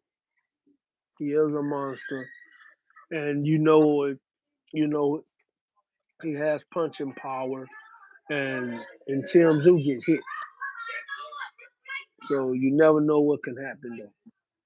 Yeah. Yeah, Seems like 154 pounds is trying to explode with the names. You know, yeah, Terrence Crawford Spence moving up. All we need is Jaron Ennis to move up to 54, and that whole thing would just be man. yeah. I just hope that Ennis don't be that guy to be chasing them guys, man, and end up never getting it. You know, he can't do that. That's just like that puts me in the mind of like who used to always um they chase Canelo everywhere, but like the Charlo brother, the one that didn't fight Canelo. He chasing him everywhere, but he never got the fight. His brother ended up getting the fight. You know what I'm saying? And of that magnitude, it says, you I think he's gotta, gonna get that smoke eventually. yeah. Yeah, I think so. You think who gonna get it? Charlo. Yeah, look, because look at the circumstances that he had to go through. Now it doesn't. It's not the same though. It's not the Hmm. same. He dealt with a mental disability. You know what I'm saying? Not knowing that just because his last fight and what he did, it don't mean he's all the way back there. You know what I'm saying? Because he was a little different. He did what he had to do. The jab's still there. His jab is tremendously good. But I didn't see the same guy. You know what I'm saying? So it all depends. You never know. Maybe he need to get his feet wet. Mm. You know what I'm saying? So, but I don't. I didn't care if he did or he didn't. I didn't have him beating Canelo though. Nah, hell no. Nah, man, Canelo just it takes a certain person to beat this dude. So, you know what I'm saying? 100%. He has experience. His craft got better. You know what I'm saying? As far as like you know, it to me he's the no. To me he's the greatest Mexican fighter ever did. Mm. Just by I'm not talking about his body of work. I'm talking about his skill level. As far as I've never seen a Mexican with his skill level as far as can make you miss, Make you still pay. have still have that Mexican toughness. Not taking away from the great Julio Cesar Chavez, the Marquez's, I'm not taking nothing from these guys. I'm just talking about basic skill level, because he has skills of like what are they per se, black fighters to sit in there, make you miss. You know what I'm saying? Everybody can make a person miss, but he'll sit right in front of you. You know what I'm saying? That's what I'm talking about. You know what I'm saying? I'm not saying that he would have beat these guys. I'm just going off like skill level alone. You know what I'm saying? In time things get better. You know what I'm saying? You That is know, true. so that's what I'm basically just saying. Like as far as skill level, I ain't never cause to me, the closest thing it's like one of my favorite Mexican fighters, man, is Fernando Vargas. Man, Fernando was cold to me, man. Fernando Vargas was cold. Oscar, of course, Oscar. Oscar Fernando was with the the bangs. Fernando with the yeah, bangs. man. Fernando was cold in the amateurs, man. Fernando was cold, man. Listen to me. Oscar, the golden boy in his own right. You know what I'm saying? But, but, but it, it, it it's it's like it started getting better. It started getting better. Even though Oscar beat, Fernando, but Fernando started bringing that and Marquez them started to bring that different feel to the Mexican style. They started being instead of just coming in and just taking shots, Oscar and all them instead of just taking shots, they started to pick their shots. They started to be a more finesse Mexican fighter. And I think Canelo brings that other style is sitting in your face, moving his head. You know what I'm saying, and picking his shots. That's what I mean. It's evolving. It's evolving. So it's like I'm saying this about Canelo. It'll be another one come up after Canelo, but you don't get that many Mexican fighters like that. Right. You know, most of the Mexican fighters come. bang you out. That's just their style. You you you think he beats Benavidez though? Um, mm, that's a tough one, man. I don't know because Benavidez is big, got youth. You know, I don't know about that one, man. Is that one of the Benavidez. top fights you want to see at 24? Well, I don't tell you the truth, man. The crazy thing about it is like Benavidez needed. Canelo don't. Canelo really don't. But Benavidez needed. I know a lot of people, want to see it. They want to see it because he's the new Mexican star. You know what I'm saying? But I don't care about it. He just needed just to solidify himself as one of the great Mexican fighters. You Mm, know that's why he needed.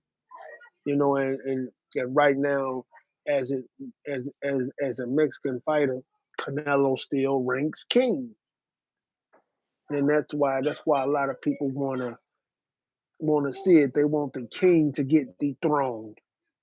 You know what I'm saying? That's just like when Julio Cesar Chavez was was was was was was older, and Oscar was killing. You know what I'm saying? But Julio Cesar Chavez was still king.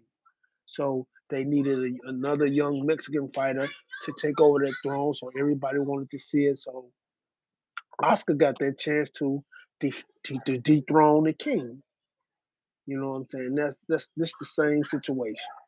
mm, Same situation where they just want the old king to get dethroned by a younger Mexican fighter. That's all that is. mm. So Corey, um, must see fights at 2024 in your eyes. What are the must see fights that you need to see 2024? 2024, I would love to see either Tank and Haney, um, or Shakur and Haney. Um, who else? What would you rather see, a Tank and Haney or a Tank and Shakur, mm, or a Haney I and would I or a would rather Haney see a and Shakur? I would rather see a Tank and Haney. Tell me why. A much more action fight. Mm, A much more action fight. With either one of them fight Shakur is gonna be a chess match. It's gonna be because you ain't finna. I don't think Shakur engage enough. He's mm, gonna make you miss. He's gonna make you look bad.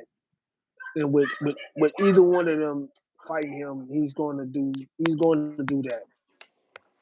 But I would like to see him fight any one of them because he's a he's a phenomenal fighter. But he just need to be he need to land a little more leather. yeah, You know, a lot of people look at Floyd when he got older and how he used to. He just he just learned the tactics of the game. But when he was that young lion, he used to put a lot of leather on these cats, man. He just got up in age. He just got up in age, so he started to use his defense more than his offense. And then when you get to a certain point of the fight, then he unleashes his offense. So but it doesn't matter. And um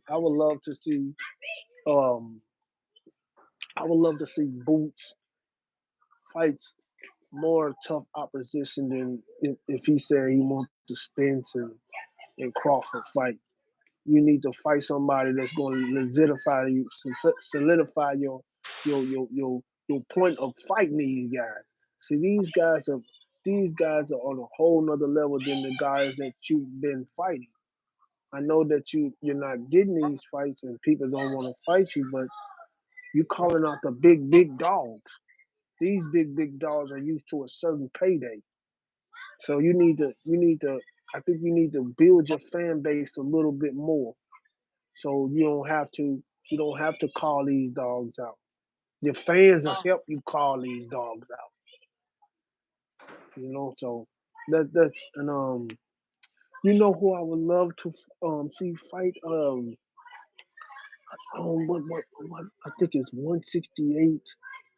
Who I would love other than Canelo um that Benavidez. I would love to see Benavidez fight the one Cuban fighter. David Morrell.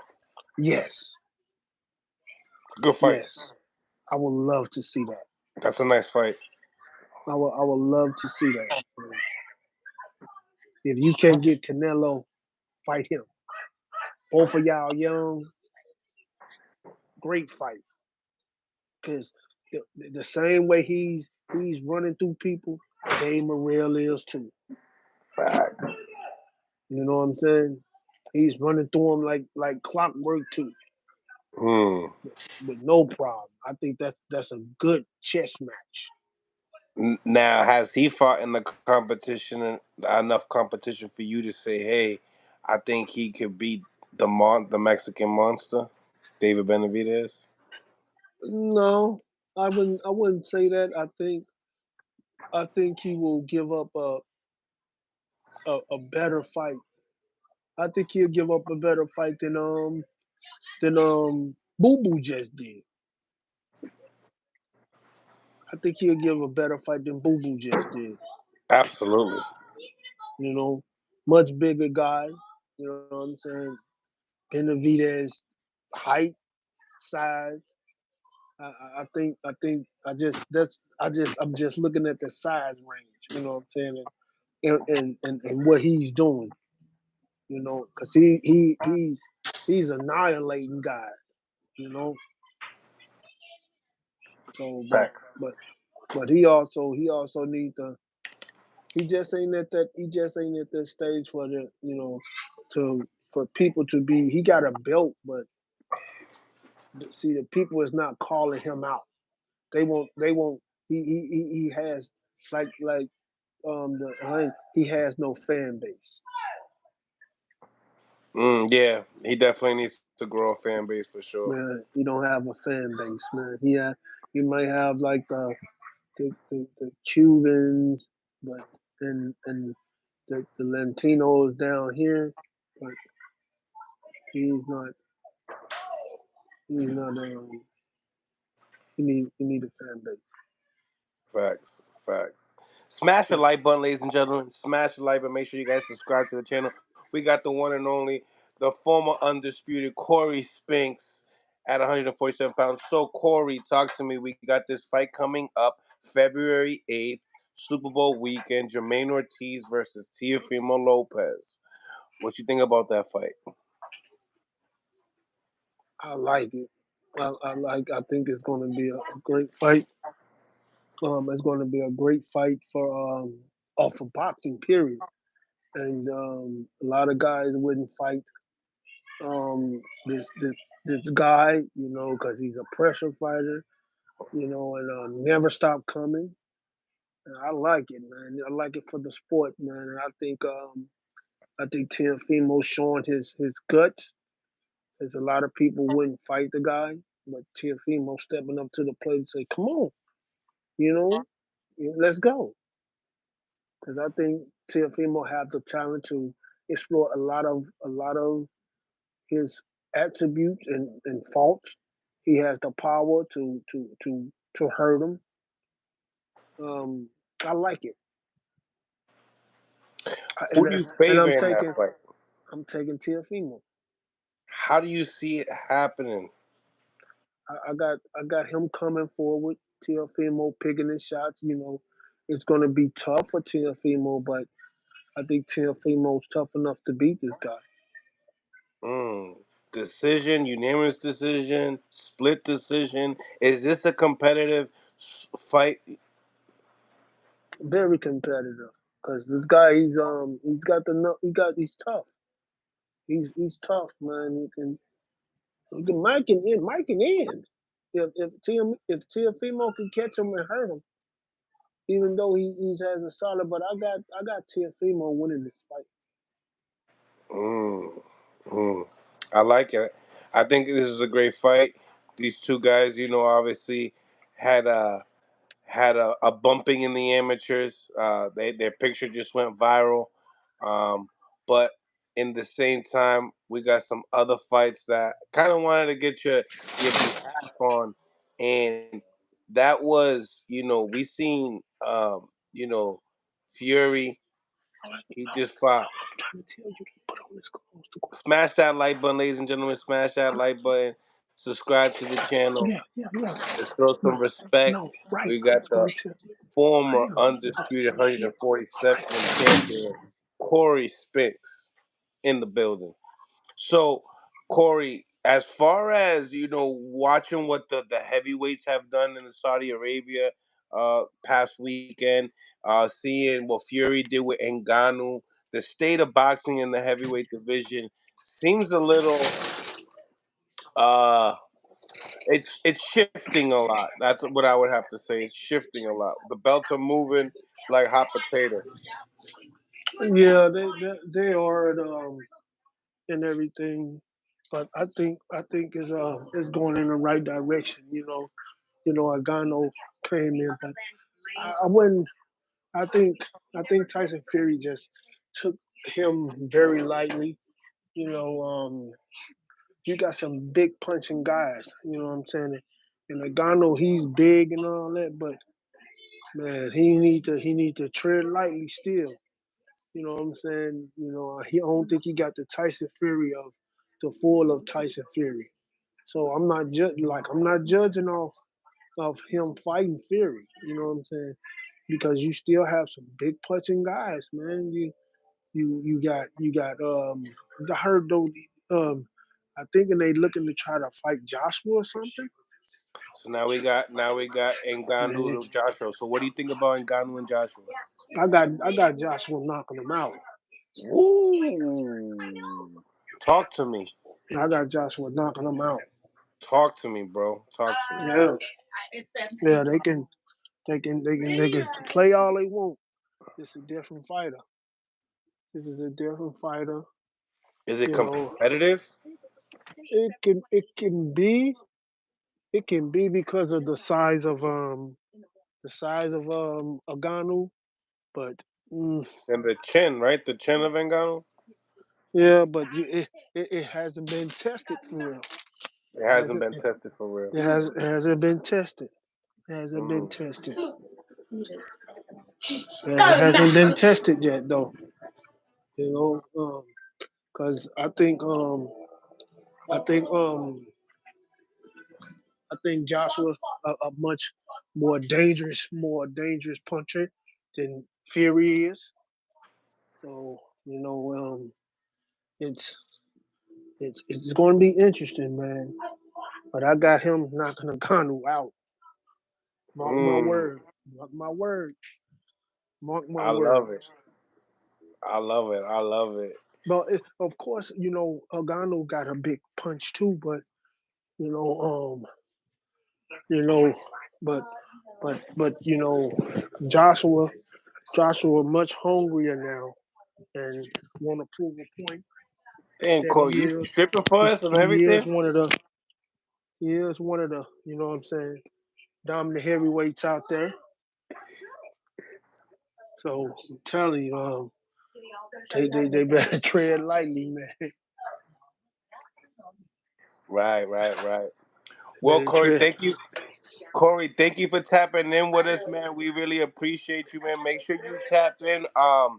Subscribe to the channel so you could definitely be coming on more often. We would definitely want you on more often. Yeah, man, I definitely love to, man. Just getting ready to take little man outside, man, and so he can enjoy his Sunday. Right. It's always a pleasure talking to you, my guy. Man, I appreciate you, my brother. To the next time. All right, bro. All right. God bless. Enjoy your Sunday. You too.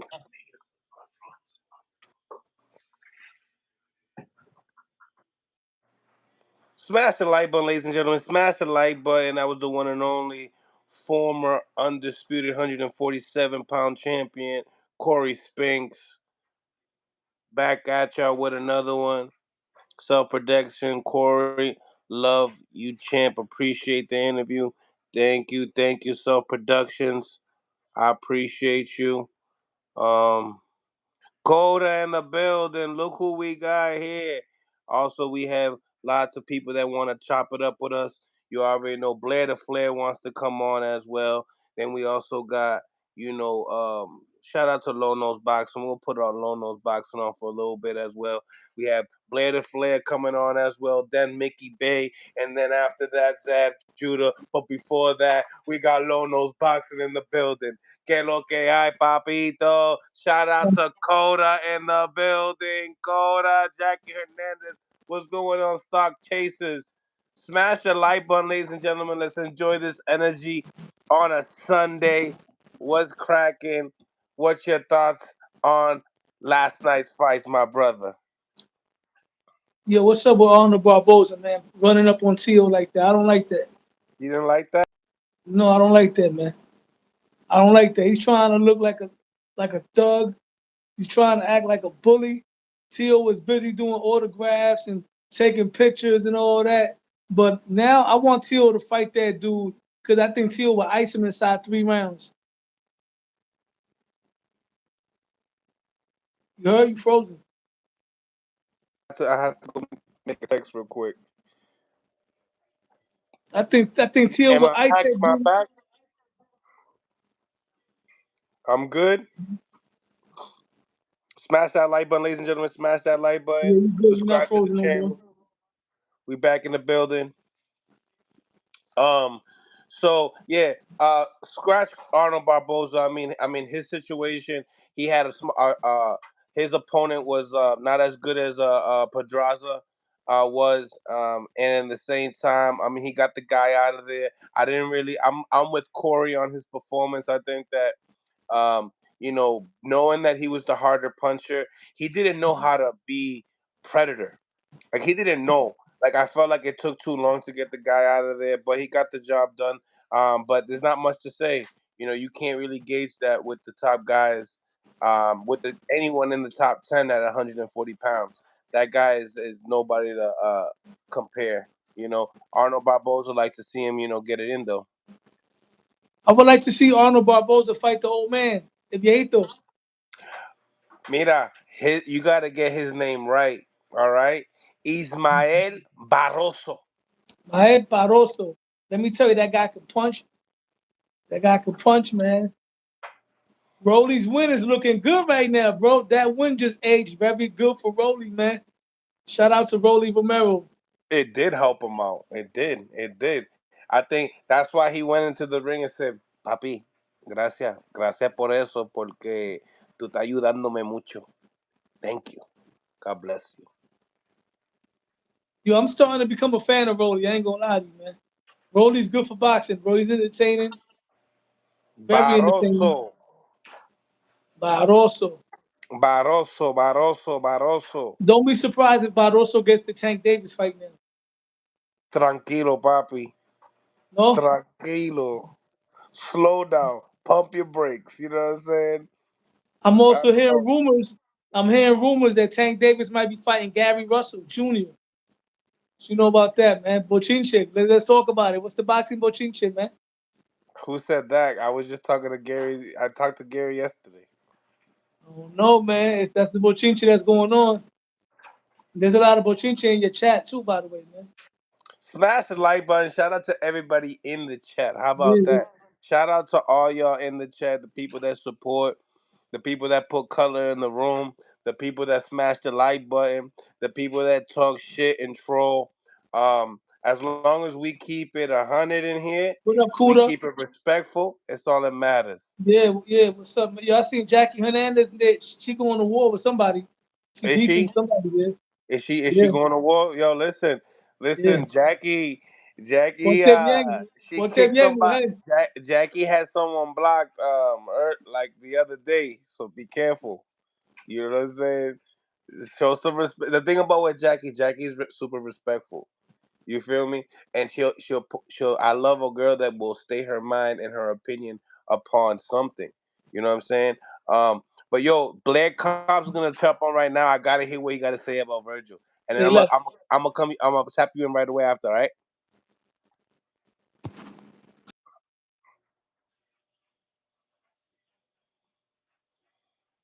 The one and only Blair the Flair Cobbs coming in, coming in hot.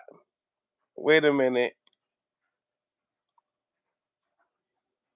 Hold on 1 second.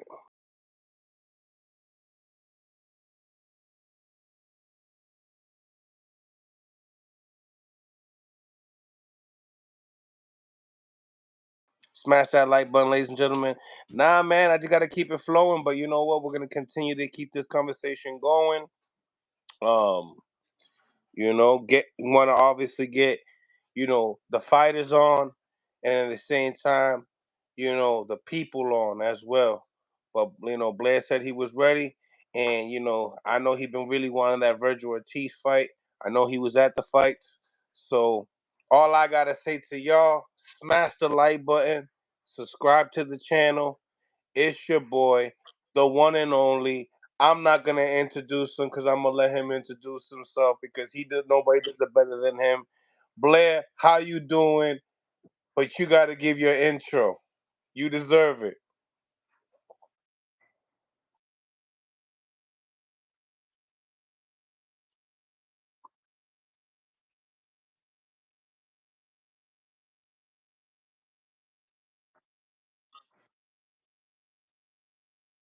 Shit. Let me tell you, son, I seen you at the fights, popping it.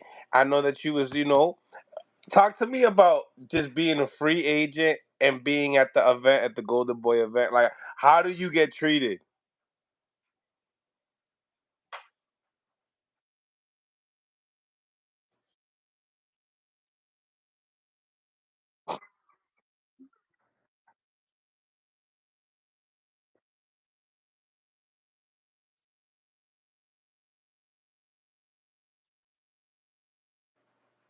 Mm. Smash the like button, ladies and gentlemen. Smash the like button. Yo, Blair, your signal is kind of off a little bit. See if you can get that little Wi-Fi. I don't know.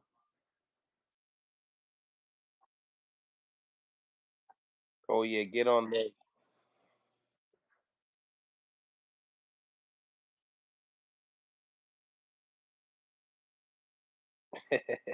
Smash the like button, ladies and gentlemen. Smash the like button. The party just got started now. The party just got started now. We we had a great. I don't want to call it a great card because of how everything was, but it was an entertaining card. I don't know what was more entertaining, the fights or what was going outside the fights. Let's start with the first fight in your behalf. Arnold Barboza. What you think about him? He just got signed to Golden Boy, undefeated fighter. A little step down in his competition with his last opponent. What you think about it? Need to show proof. Need to show proof. Everybody say that they good. Everybody say they want to be great. I want to see proof. You know what I'm saying? I feel like people need to stop giving a fuck about like people until we see otherwise. How about we see some proof? How about we see some real fights? How about we see some real action even in the come up? In the coming up stages, we need to see proof that these guys are exactly what they say they are. Right, right. So, let's go. So, talk to me. What you think about his performance? Like you wasn't sold because he was quite No, happy.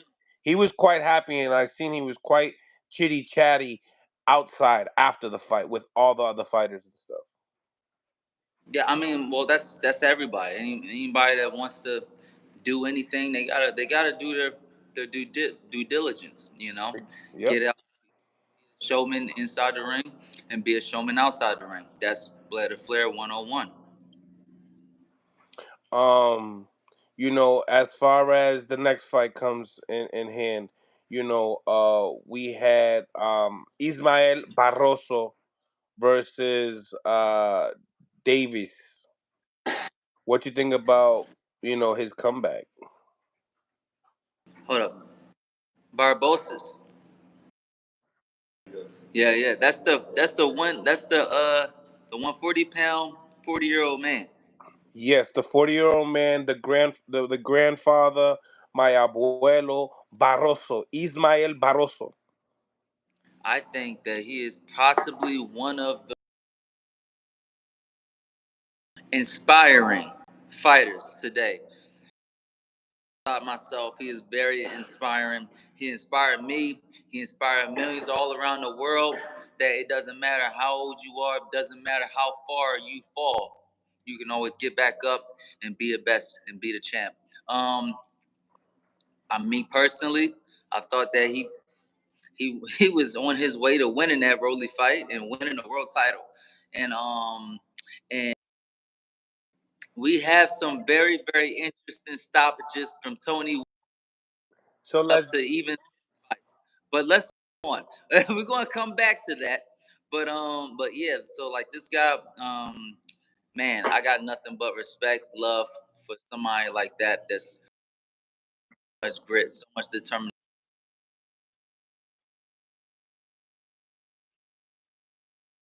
First real first round stoppage, and it was beautiful. It was beautiful. It was probably one of the best 8 minutes that you could have watched boxing. I mean, what that no, that was a first rounder. That was a first rounder. That lasted. I think it lasted like 2 minutes. Absolutely, it was great.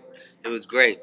I say 8 minutes because in the video I'm watching the introductions and stuff, and that's like part of the entertainment too. The introductions, the walkout, and then boom, we see the knockout. You know, that was good. That was a good little 8 minutes of action. Because you see that you got like this guy that's 40 years old, and then somebody that's like 10 years younger, like maybe like 30. Looking and this is the funny part. He's heavily like promoted by Golden Boy. Oh, he's the next guy. He's gonna be the big thing, and this, and that, and then things gonna go as planned. Golden Boy, you guys are not doing a very good job, trying your best to replace me. You should have kept me. But let's move on.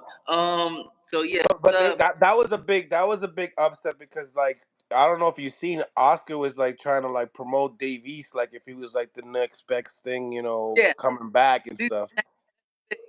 He's the next best thing, and next best thing gets knocked out.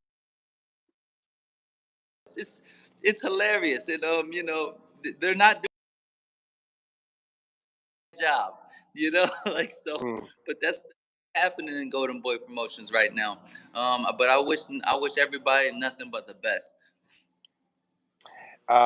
Shout out to Coda for the $2. I see or hear Tony Weeks and I cringe now. So speaking upon that, so the on the poll, the question of the poll, we got 100 votes here. 81% believe that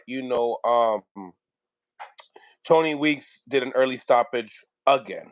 What do you think I think that for Virgil's fight?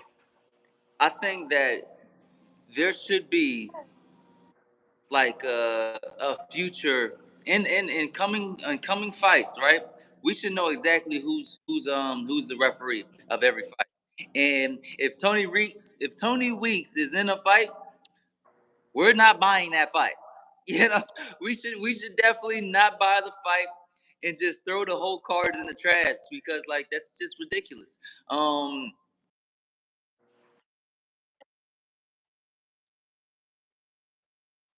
Referee right now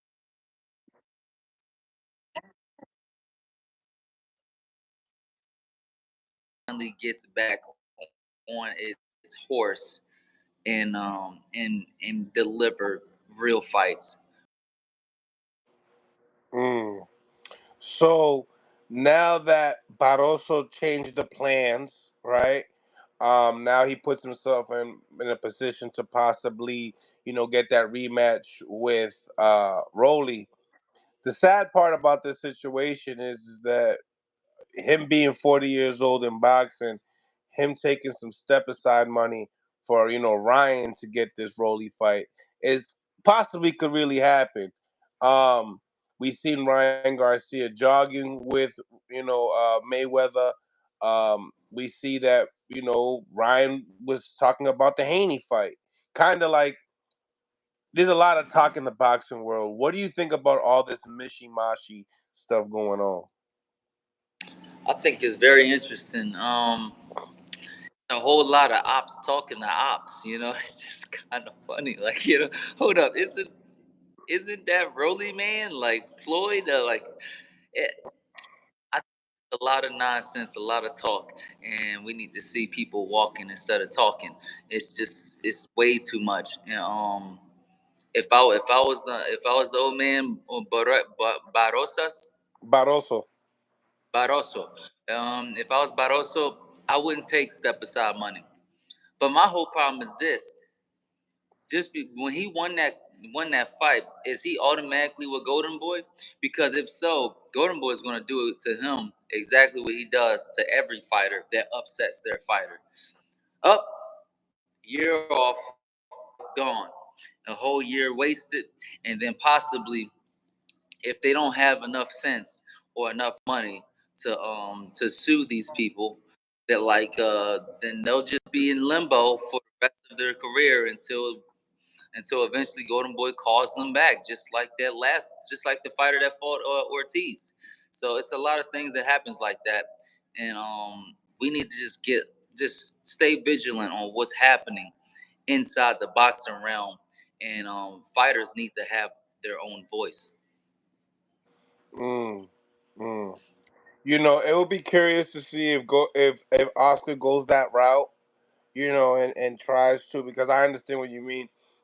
How did this interim belt come about, and the same time, um, making him a Golden Boy fighter after would give opportunity for Ryan to get a title shot, a guaranteed title shot, um, coming into the Rolly fight, if you know what I mean.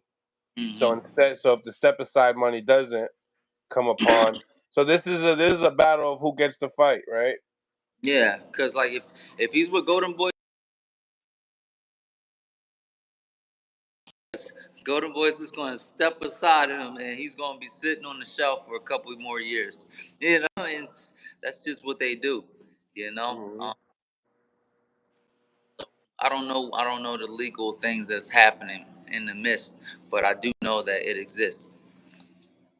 You know, What do you think about Barroso and some of the other guys that hold belts? I would love to see every one of them. You know what I mean? I would love to see this. I would love to see him get these opportunities that he deserves, and see what happens. I want to see like what happens next for Barroso. It's fantastic having somebody like that in boxing, because it kind of shuts down and shuts up all the critics that might say that I'm old or anybody else is old. You know what I mean? You can't really say that when you got somebody like Arthur Bittervieve that's 40 years old that nobody wouldn't dare speak his name. You know what I mean? Let alone fight him. Now, it's just things like that that's happening. You know, and it's very inspiring to not just me, but to the boxing world and to people. And we need to just kind of fix this.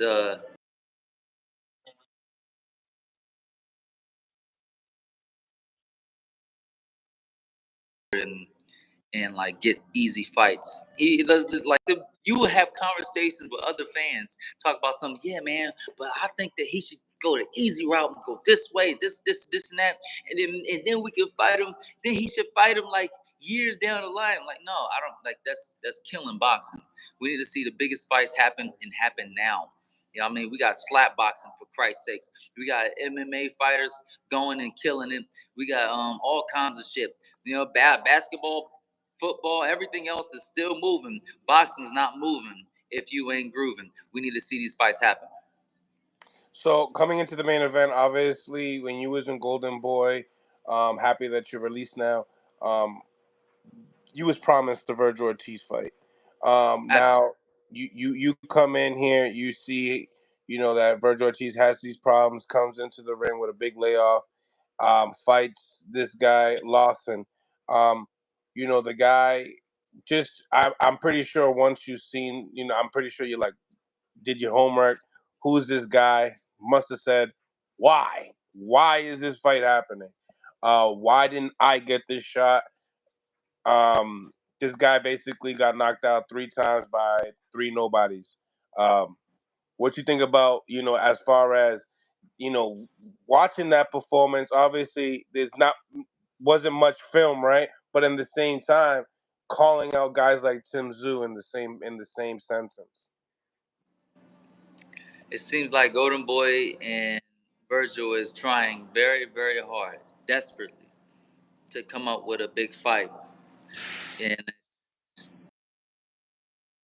it would have been way better if we had just saw what would happen against Lawson and just let it play out, and then maybe get another big. Not just calling out the big guy just because you think that you're somebody.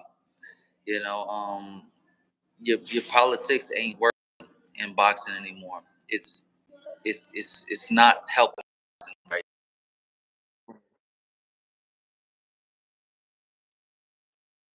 We need to see real fights, and that's how I feel about boxing right now. We haven't seen a 50-50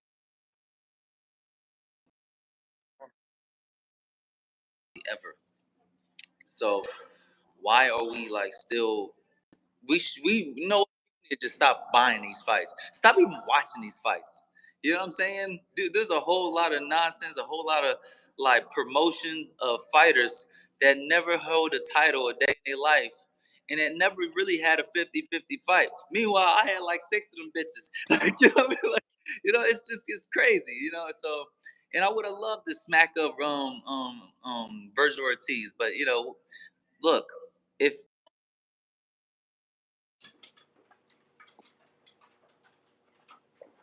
Smash the like button, ladies and gentlemen. Smash the like button. He just got frozen. Probably just got a phone call. Coda, is that true? Is that true? Because those are my people. So you got a phone call? Okay. So, one of the homies in the comments, Coda, Blair, is it true Rashidi Ellis's people wanted to negotiate a fight with you? absolutely not. I've never heard of that. Me and Rashidi Ellis is very good friends. I mean, that's something that he could possibly just call first person. That's not that would never be an issue. You know what I mean? But I got nothing but respect for and his team. You know what I'm saying? And wish nothing but the best for him. Yeah, I rock with Uh, Alex and all them. should have been fighting right now, which is the Ennis fight. You know what I'm saying? It's unfortunate he took that loss. You know what I mean? That was a little bit of a step back, but it was a step back into the right direction. He's gonna bounce back and be better than ever before. I'm pretty sure of it. But in the meantime, I got Ennis, I got Connor Ben, I got Keith Thurman. I got a lot of good fighters that we can be worrying about outside of Rashidi Ellis. So right now my eyes is on that. Do you know the opponent of Conor Ben's next opponent, the dude Pistol Pete Dobson from New York? No, but I'm getting ready because the moment somebody talk about oh yeah, it's not going to happen. It's You somebody's going got to pull out. I you want to be taking there. it? You gonna be the substitution real quick?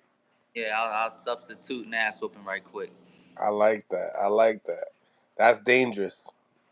That's dangerous. I like that. Um, Nevertheless, when we talk about some cool fights that are coming in, salute to Jackie. Thank you for the $50, girl. Really appreciate you putting some color in the chat. Um, Nevertheless, when we talk about Jermaine Ortiz and Devin Haney, what you think about the fight?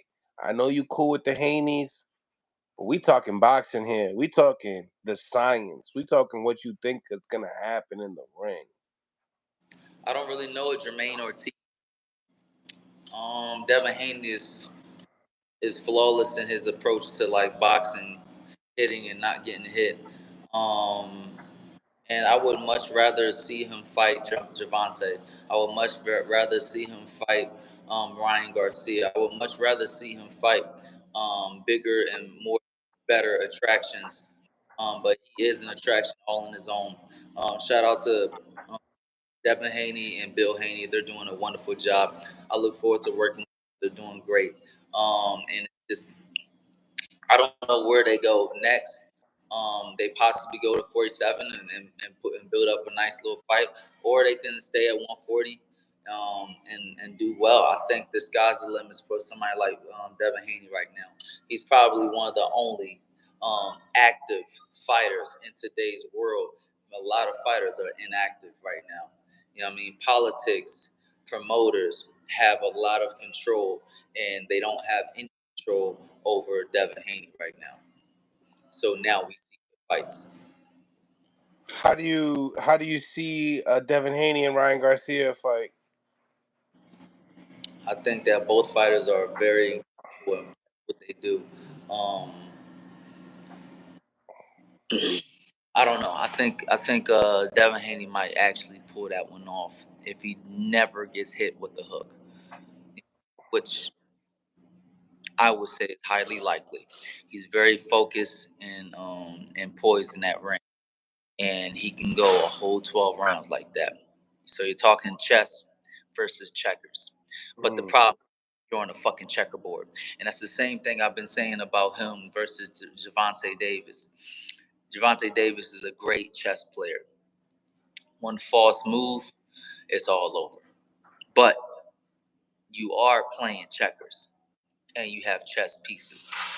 And sooner or later, this game is the fuck over. We only have 12 rounds, and you will lose every single round trying to catch one good shot. You know what I mean? And then when things start to get real hectic for you, like the 11th and 12th round, do more stupid shit and lose even worse than you did before. I think that's just what happens with somebody like a high level checker player like Devin Haney. Um, I'm pretty sure you heard these topics. And obviously we've talked about. Have you seen Subriel Matias fight? First of all, No, I didn't see it. okay.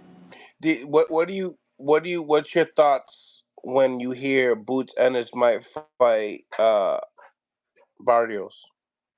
Barrios, I don't know, man. It's like where we going with this? You know, where we going with this? I mean, Barrios should be somebody that I should be fighting. You know, what I mean, where we going with this? Ugas, I told you to fight me a long time ago before this Barrios situation happened. Where we going with this?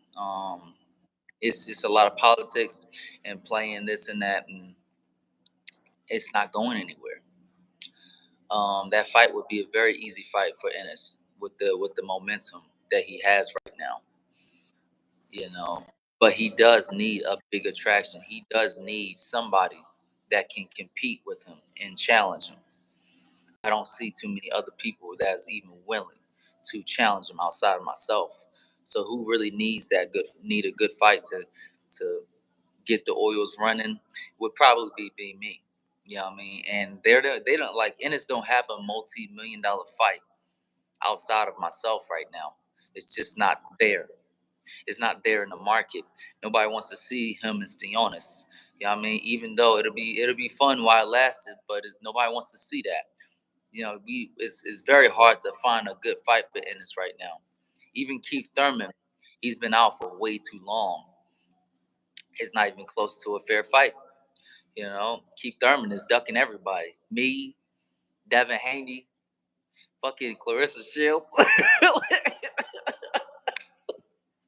Keith Keith, man, you need to get your panties back on. You know what I mean? Just stop pulling them off every night. You know, just keep them on. That I feel like you and Thurman are one of the more entertaining fights to happen for 2024. Absolutely, it definitely would be. It definitely would be. We need to promote that for 4 months though, so we could really enjoy it.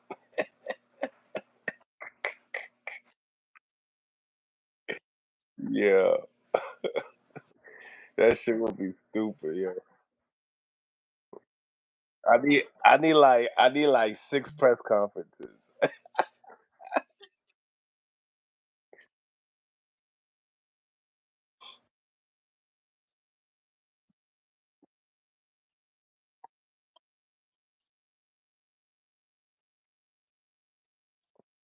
Yeah, Right. it'll be fun. It'll be fun. I don't know what's going on with Broner. But do you think that fight with Barrios and Ennis, if it does come into fruition, do you see, how do you see it happen? Like, do you see Ennis knocking him out? Like, what do Yeah, you see? I see Ennis knocking him out, being way too creative and breaking him down. Ennis Mm, is very aggressive in the way he execute counter punches. He's a counter punch expert in the ring. He works and fights with his eyes that are incredibly fast. You know what I mean? I should know because I have the same eyes. And like I know how Philadelphia's fighters fight. It's the reason why they're so good. You know what I mean? They're at the mecca of what like people would understand as creative boxing. They make up skills. Just came from Philadelphia. They literally create shit. People didn't start moving their head until people started boxing in Philadelphia. Like it's just like that. You know what I mean? Coming from like the African American community and the Puerto Rican community that's constantly been banging against each other, we created a lot of very good athletes. And I just don't see Mario Barrios being able to compete with the life of somebody like Ennis right now. It just wouldn't happen unless he fucking sprained his ankle and broke his hand and had a crook in his neck and, and woke up with a headache. You know what I mean? And was blind in one eye. Something extreme is gonna have to happen. Like so that's damn, how. Blair. All in the same time. All at the same time, and then not to mention emotional stress. Like Mm, somebody has to like do something crazy, like somebody took his girl, or something like that, like his girl done broke up with him and got wifed up by a real man. Like so it's like I nah, don't real know. one. Smash that like button, ladies and gentlemen. Smash the like button. We got the one and only Blair the Flair. We just finished up with Corey Spinks. So now we're here with Blair the Flair. Now, when we talk about, some of these, these guys, there's rumors here saying that, Ngannou and Anthony Joshua, Tyson Fury. I mean, we got fucking Wilder versus Big Bang Zang. Talk to me, man. What you think about the state of mind of the heavyweight division? What just happened in Saudi? What you think? I think boxing isn't quite the same since the Tyson Fury, Deontay Wilder trilogy. And Deontay Wilder kind of like falling off, and Tyson Fury kind of like falling off, and they're not being legitimately not being a young true champion to rise to power. So now we have an Ngannou, an MMA fighter. Now the thing is, he has the heart of a champion already, and it really had nothing to do with the fact that he was an MMA fighter or anything like that. He got well trained and prepared for a fight and made it happen. Already had fighting experience under his belt, um, and like that's and shit. We seen what happened.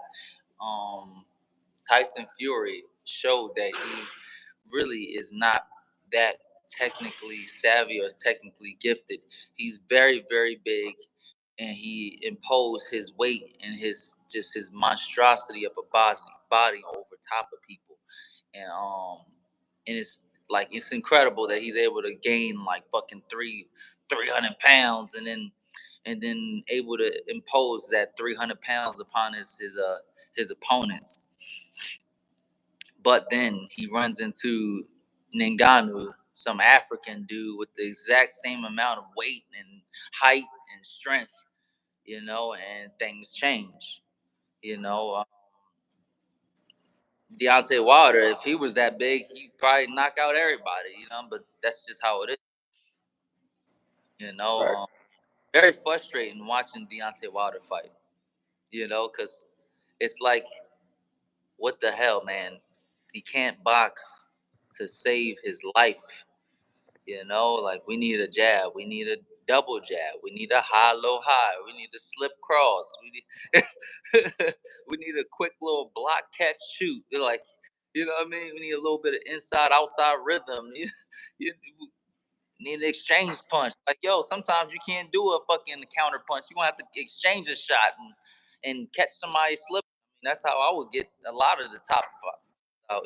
Like Terrence Crawford would go down if I caught him with an exchange shot. We just need With Bill Wilder. Wilder. I just he disappeared for like a couple years and then like gives us that. I thought that he would come back better than ever before and learn how to learn something, man. Just come back with a double jab, pow pow.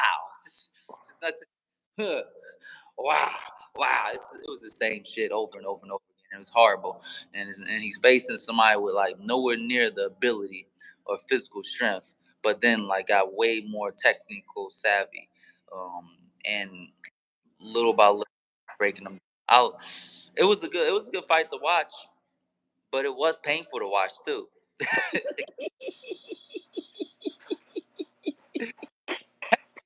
Painful, man. Yeah, facts. Yeah, you funny. Um, talk to me. They're talking about Ngannou and Joshua. Who would you favor? I hate the fact that fight is happening. You know what I mean? That like people are even speaking about that. But like I would go with Ngannou because it's like Ngannou has heart, strength. You know, I don't see heart in Anthony Joshua ever. Ever. Mm, son, you can't I teach. attack him in front of his lady and walk off with his girl. He ain't doing shit about it. You know? But can he outbox him? No. Because the problem is he's still going to get hit. He's going to get hit outboxing him. Yes, he has the ability to outbox him. He's an extraordinary fighter. Until he gets clipped. Yeah, until he gets hit, like Andy Ruiz. You know what I'm saying? And I don't know. Like I don't know. And like that dude Ngannou, he's an ex MMA fighter, right? With very, very good striking. He's probably one of the strongest fighters out there.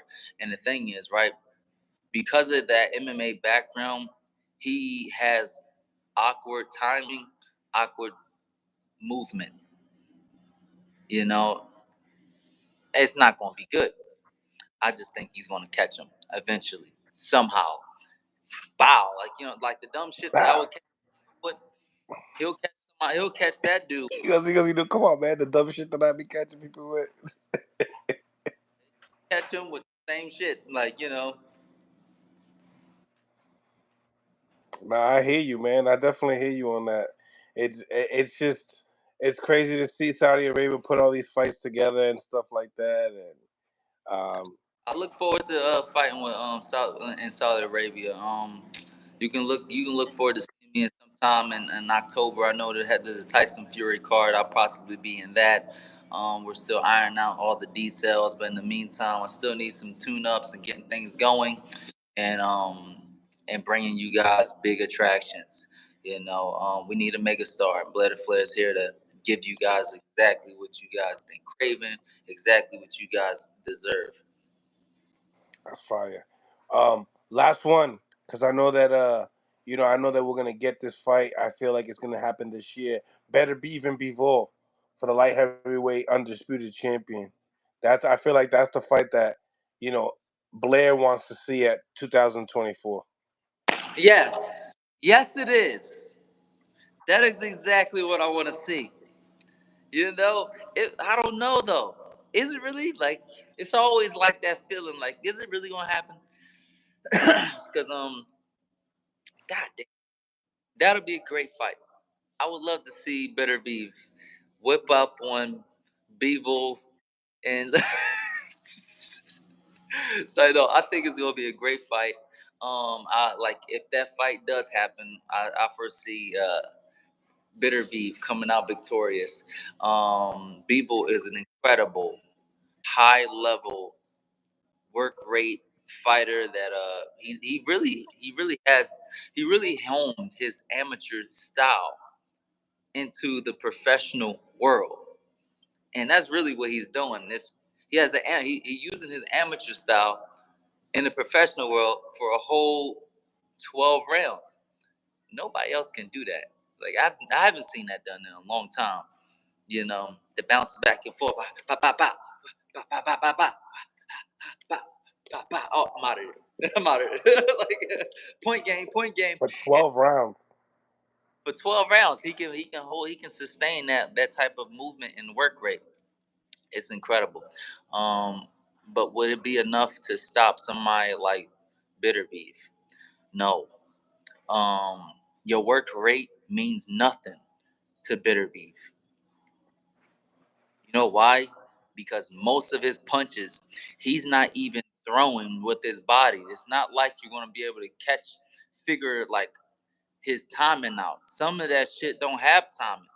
They're arm punches with lead in his hands. He like the way he throws his punches, it can come from almost any angle with like heavy lead. He's a heavy punching volume puncher with devastating power in both hands, and his feet isn't too slow to No. catch. His feet isn't too slow to catch somebody as good as Marcus Brown. Now I've been in the Olympic trials, man. I've saw Marcus Brown when he was young. This motherfucker is probably the most talented fighter in the higher divisions, ever. Mm. That's like the guy that you don't fight ever. You try not to fight, and he fought that guy. And he's at old age too. He's like 37 or some shit. Like, you know what I mean? And he did a wonderful job. He shook up the world and continues to shake up the world. Like I just want to see more.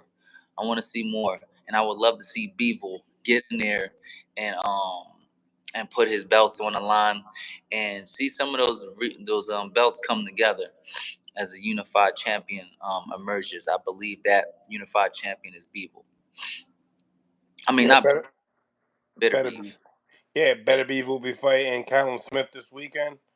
Um, what do you see in that fight? Do you think Callum Smith has anything to give? For Bitter Beef, no, no. Colin Smith gets annihilated horribly by an Mm. old 40 years old if he's not already 40 years old. Mm. That's something that you guys need to really start like taking notice of. People aren't getting like younger; they're getting older, and they're getting better with age. They're not falling off the horse. Like, you know what I mean? So yeah, it's going to be very interesting what happens. But with that kind of age and that kind of with age comes mental clarity and experience. And if you still have a good body with that age and experience and that mental clarity, you're a dangerous man. Floyd destroyed Canelo in his youth horribly in his late 30s. We got a lot of things going on. you know, So yeah, that's what I'm starting to notice a lot. Smash the like button, ladies and gentlemen. Smash the like button. We got 66 people on the live, 72 likes. Let's get these likes up. And, we have here John Ryder versus Munguia. Munguia, is this a step up fight for Munguia? Munguia doesn't take a step up fight for the full duration of his career. Well, what about this? What are your thoughts? And I remember me talking to you about this, and everybody was like, "Oh, I have to believe it to see it." But I told everybody that Munguia was going to be working with Freddie Roach. What do you think about that combination itself? Uh, I think it's a good combination. I mean, Freddie in the wild card team probably one of the best teams out there. If he has somebody that's also helping him personally, to like home in his craft and just focus on just him, on top of that wild card team, having that little bit of a personalized attention to move on to that highest level that he needs to go to, I think it's an incredible team. I think it's an incredible move, but we need to see what happens. We need to see him fight. We need to see him fight some big fights instead of just mulling around with some easy fights. Ryder is not good enough. We need to see, okay, what's gonna happen next. Look, I get what Boy's doing, but it's just not good enough. Golden Boy wants him to fight Canelo. Okay, make some Canelo fights happen. Let's see something big happen. Yeah, I would like to see him get tested. Like, what weight class is he? We're speaking upon Ryder. No, Yeah, he's 60. Munguia. yeah, Munguia, He's campaigning at 68 now. 68. Isn't that where With Canelo, David Benavidez, all the. there's all these guys? Yeah, I s- well with that much, like that many fights that can be made. Caleb Plant, all of these guys, pretty much, all of those good fights that could be made. Why don't we just make them?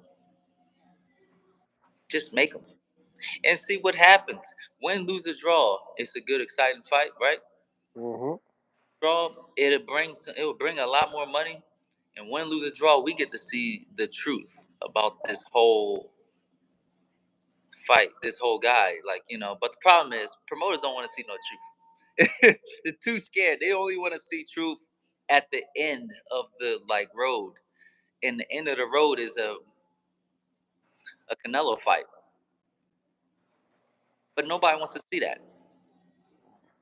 That'll just be nonsense. So since the Canelo fight isn't going to be made, and you can't fight enough easy fights to make the fight make sense. You can't even promote this stupid ass fight. You know what I mean? You're never going to be able to promote a dumbass fight. You better fight him and fight him with a good fight. Somebody with PBC. Hey, Charlo.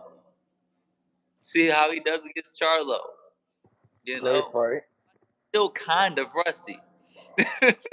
True. True. Because technically, he's got like one more fight in him to being like pretty much indestructible. Like he came back in dramatic fashion with Jose Benavidez, and dude, it looked like he was barely trying. That dude is incredibly dangerous. So you better hurry up and fight him before that's just a guaranteed ass whooping. So I don't know, let's see what happens moving forward with Golden Boy. But right now, what I see from Golden Boy, and I'm pretty sure everybody else see, is that you should have had me, should have kept me, baby. You all you had to do is just give me 500 and promise me real fights and put Virgil on the chopping block and Alexis on the chopping block for a rematch. You would have had a star. You would have had something real. Granted, those guys would have faded, but you could have re-promoted them and brought them back into the realms of boxing and all that stuff. But you would have had a star. Moving on, moving on. You guys don't have nobody now, you know, and a whole bunch of untested prospects talking shit like Austin. Like, you know what I mean? Like, fuck out of here.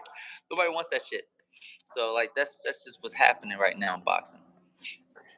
They're speaking upon that kid a lot more, Austin Floyd Schofield. They're trying to line up a fight with him and JoJo. How do you see that playing out? JoJo loses because like it's just like dog fighting. You know who wins? The dog that got fed. They like starve you out. They starve you out and then give you a late notice fight that you can't resist because you haven't seen money in a long time. You know what I'm saying? And that's supposed to be like your job. You know what I mean? I think it's a setup, and it's a setup for this kid Austin character to make his way in the division. It's just becoming too predictable, too predictable for Golden Boy to like do that. I think they need to give people a real fight. All right, how about this? If you care about Kid Austin so much, put his ass in there with that Mexican kid that's like just destroying everybody. That destroyed. Cepeda. Yeah, in there with Not gonna- Cepeda. They're not gonna do that right away. Like, you know what I mean? Put him in there with Cepeda, let him get his ass whipped, and then like, okay, now you've been humbled. You're not a world champion. Now let's see you bounce back. And then start calling the story from there. You know what I'm saying? Because then you'll gain more fans. You'll gain more fans by seeing some people go through some shit and then coming back. We want to see the drama. You know, we don't want to see perfectly matched fighters going through perfectly matched careers and never fighting anybody. We don't want to see Floyd Mayweather, you know what I mean, as the money man. And like it's because it's just not good. It's not good for boxing. So we want to see that, and I hope that promoters start taking a different approach to these fighters and start bringing the realms of reality into boxing. So my last question is, what you think about the Bill Haney and Bernard Hopkins back and forth, the little nudge, the whole nine. Like, what's your thoughts on that? Um, it's good entertainment. Good True. entertainment for some old dudes, some old cats. You know what I'm saying? Yeah. That's about it. That's all it's ever going to be. That's just entertainment. Bill Haney believes in his fighter, and will stop at nothing to make sure that he is the very best he could possibly be. I see nothing but positive things coming from them.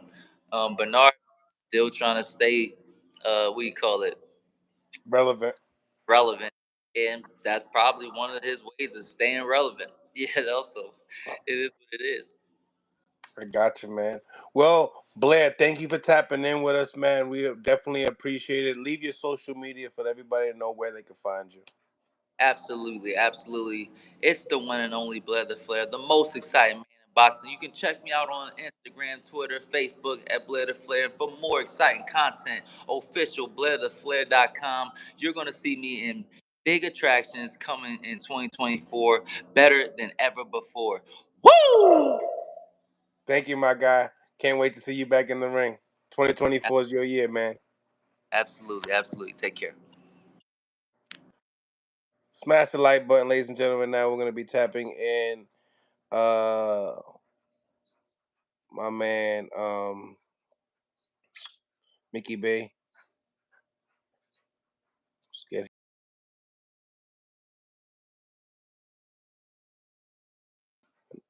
great great live so far. We're gonna end it up with Mickey Bay. Hear his thoughts. Need y'all to smash the like button. I brought y'all Corey Spanks, Blair the Flair, and now we got Mickey Bay. So definitely smash that like button, show your appreciation. Appreciate Jackie Hernandez for putting some color and really supporting the chat and the channel. Salute to everybody else that has, pressed the like button, supported the channel. Make sure you guys subscribe to the channel. And, we're only going up from here, 2024. We plan on hitting the 30,000 subscriber mark or even more. So appreciate the vibes, and I'm enjoying the ride. So thank you guys for supporting the channel as always. But most importantly, hit that like button to improve the visibility of the show, and we'll be tapping in with Mickey real shortly. He's just getting ready. But in the polls we got here, we got Mickey here right here. Did Tony Weeks stop the fight too early again last night? What's going on, Mickey? Yo, what's good? Listen, I want you to answer the poll real quick. Oh, I Uh, you did. know, the poll question: 82% they believe Tony Weeks stopped the fight too early again. What are your Oh thoughts? yeah. Oh yeah, he definitely did. I don't know what's going on with that. Talk to me. What did you see? It seems to me that he might need, like, I don't know, like he might need some snack or something because he's always behind where the action is really happening. Yeah, man. I don't know what. That was weird. You could tell dude was gonna get stopped regardless, but True, I don't but know what. now Virgil doesn't get his props now. Yeah, and Virgil ain't get the rounds. He might have got a couple more rounds in, so that was the downside of that. But it is what it is, man. It's so many ways to think about it, but you just never know. So let's get into one of the first cards there. We had Arnold Barboza. Um, Not as good of a competition as a Pedraza was in his last performance. Um, what do you think about his performance? This is the time, his last fight with Pedraza, he was on the back foot boxing. This fight, he was trying to press the action. He felt probably he was the bigger puncher, looked like the bigger puncher. I ain't even see his fight. No? But I heard, I ain't really hear nothing, too exciting about it, but I ain't see it myself. Yeah, we had Corey Spinks on earlier. He wasn't impressed by his performance. I Oh, wasn't too impressed with his performance. We had this discussion before as far as knowing how to become a predator when it's time to become a predator. right. And it seemed to me he kind of lacks that in his arsenal. And I think with guys with bigger punches than him, like a Tiafimo or a Subre Matias, they gonna give him a lot of problems because of that. But coming in, what were you saying? I said, yeah, I'm sure. Yeah, he ain't really on their level. So, Coming into the co-main event, the return of Ismail Barroso. After that loss that he had with Rolly Romero, he challenges Javi Davies. Uh, gets him out of there in the first round. What you think about the fight? What you think about Ismail Barroso itself? shit, he clipped dude, man. He's showing kind of like that he come from a better cloth for boxing. Like I said, a lot of younger guys is lacking certain things. And now it's easier to capitalize on a lot of them because they make a lot of mistakes. A lot of these younger fighters now make a lot of mistakes, except for the very top ones. But you know, um, dude set him up nice and clipped him. So that was the setup. It wasn't like it was luck or nothing. Dude, shit, He clipped dude. him in between the combination of Davis. Yeah, Davis he tried to counted. throw a right hand left hook, and then he got countered by Barroso's left hook. Yeah, I was never impressed with Dude Davis though. Like he seemed like a more of a talker than putting in the work. Like I don't like dudes that talk more than they put in work. Okay. I can understand you trying to sell a fight. At one point, sometimes you look like a bullshitter to me. Like he seemed like a con man, lightweight when it come to, just speaking on his boxing. Like, I don't know how he is outside of the sport, but I don't know. It seemed like he kind of a bullshitter to me, as far as the boxing. Mm, mm. So, now we have, most of these fights came out KO. I mean, actually, I'm sorry, all of them were KO last night. Um, Coming in, very hard to judge Virgil Ortiz's performance because of the time, but in the same sentence, he speaks upon guys like Tim Tszyu. In your behalf, is it too soon? No. I'm ready to see that fight. It'd be good for him to get some more rounds in, but I got Virgil winning that fight because How he's does been he in win? preparing for fights. So it's a tough fight, but that style to me is up Virgil's alley. Do you see him stopping Tim Tszyu? Damn, that's a good question. That's what Virgil's been showing. He hasn't really shown anything else. Possibly, but I don't like. Dude, look like he durable. He could take it. So I Correct. think I think it'd be kind of like Barrera Morales, modern day sort of, because they both got skills. So I don't know. That'd be the question whether he can stop him or not. But I just think that I don't see him beating Virgil at that style of fight. Virgil from America, he didn't fought that style way more than him. Like, usually you're not gonna get a guy from over there to fight a Mexican style fight versus a Mexican. Like, I don't really see him top to top. I would say that Virgil win, but I do like Tim Tszyu though. What do you think about actual, because that fight was 56 catch weight. Do you feel like we're gonna see Virgil at 54 or 60? 54. 54. Yeah, it wasn't for a title, so he probably just wanted them extra couple pounds. Yeah, definitely at 54. Um, who would you like to see Virgil fight next? Shit, Tim Tszyu.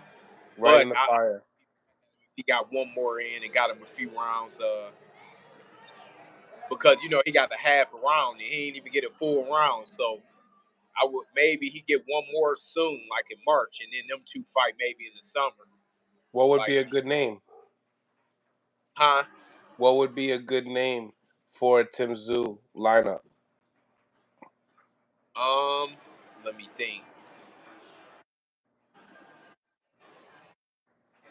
Uh, who did Tim Tszyu fight last? He knocked out Mendoza. I'll put him in there with somebody like Mendoza. I'll put him in there with him. Okay, Mendoza. That's a good fight. Yeah, That's definitely a good fight. Where do you see, Virgil's ceiling when it comes to weight class? probably 60. Okay. 60. Yeah. Now, for some big news coming up, obviously, what are your feelings of Ryan calling out, Haney, then saying, "Hey, I talked to my team. I'm gonna go for Rolly." When the media asked, Oscar acted like he didn't know what the hell was going on. What's your thoughts on that whole situation? I'm gonna be honest with you. Team, who was his team? Floyd. Oh shit. So yeah, so we gotta put the sauce on it, right? So we did see, Ryan Garcia jogging with Floyd, spending some time with Floyd, seen him in courtside in certain basketball games with Floyd. Yes, Floyd Mayweather has a lot to do with this. So yeah, so what's your thought on the whole nine? Yeah, man. I just think people be naive, man, in around this game, man. They be thinking that people just naive, man. That's all I could say. When they see stuff, they think it's for one thing. I mean, I'm sure Bill and them will explain it better than me, and I'm sure they're gonna, keep it real about it. And you could pretty much believe what Bill will say about it, or what Devin will say about it. Like, they don't got nothing to gain by lying. You know, I ain't gonna put their business out there, but it was some money that you can't refuse. Like, from what I'm hearing, like Ron the ad, it ain't no way you turn down that kind of money. But I'll let them give out all the details if they do it in the future or whatever. But just from what I heard, like, you let a man talk you out of doing something, you got to look at everybody's motive. But some people, Floyd is a legend. I'm saying that because I know that's who probably gave me the advice. Like, I ain't gonna sit up here and fake like he don't even talk to. I'm sure De La Hoya and them would have wanted it, him and Bernard. So, because it was a huge money fight. I guess he was out here with Floyd at the time. I guess he told him it was better to fight Rolly. Only Bill and Devin and them would know. You know, the inside scoop they know, but it ain't really no point in people going back and forth like they don't got nothing to gain by making stuff up. So that being said, if Rolly and Barroso rematch, who would you favor? Man, probably Barroso. Yeah, So so who would you favor, Ryan or Barroso? oh, Ryan probably Ryan. Yeah, I favor Ryan, but I would say Ryan is a better fight with Rolly. Rolly might as well get him some, get the money and just go ahead and fight Ryan. But it's weird to me that Ryan was just talking about fighting Devin like a week ago, a few days ago, before he came, out here to Vegas, I guess. But um, only they really know. But the writing on the wall, so everybody know. You was just talking about fighting him, then all of a sudden, you come out here, you with Floyd. He probably gave him another idea of what he thought, and he took it. So I don't know, but we know what side it came from. So it was Ryan that they wanted. He said he wanted it, and he didn't. So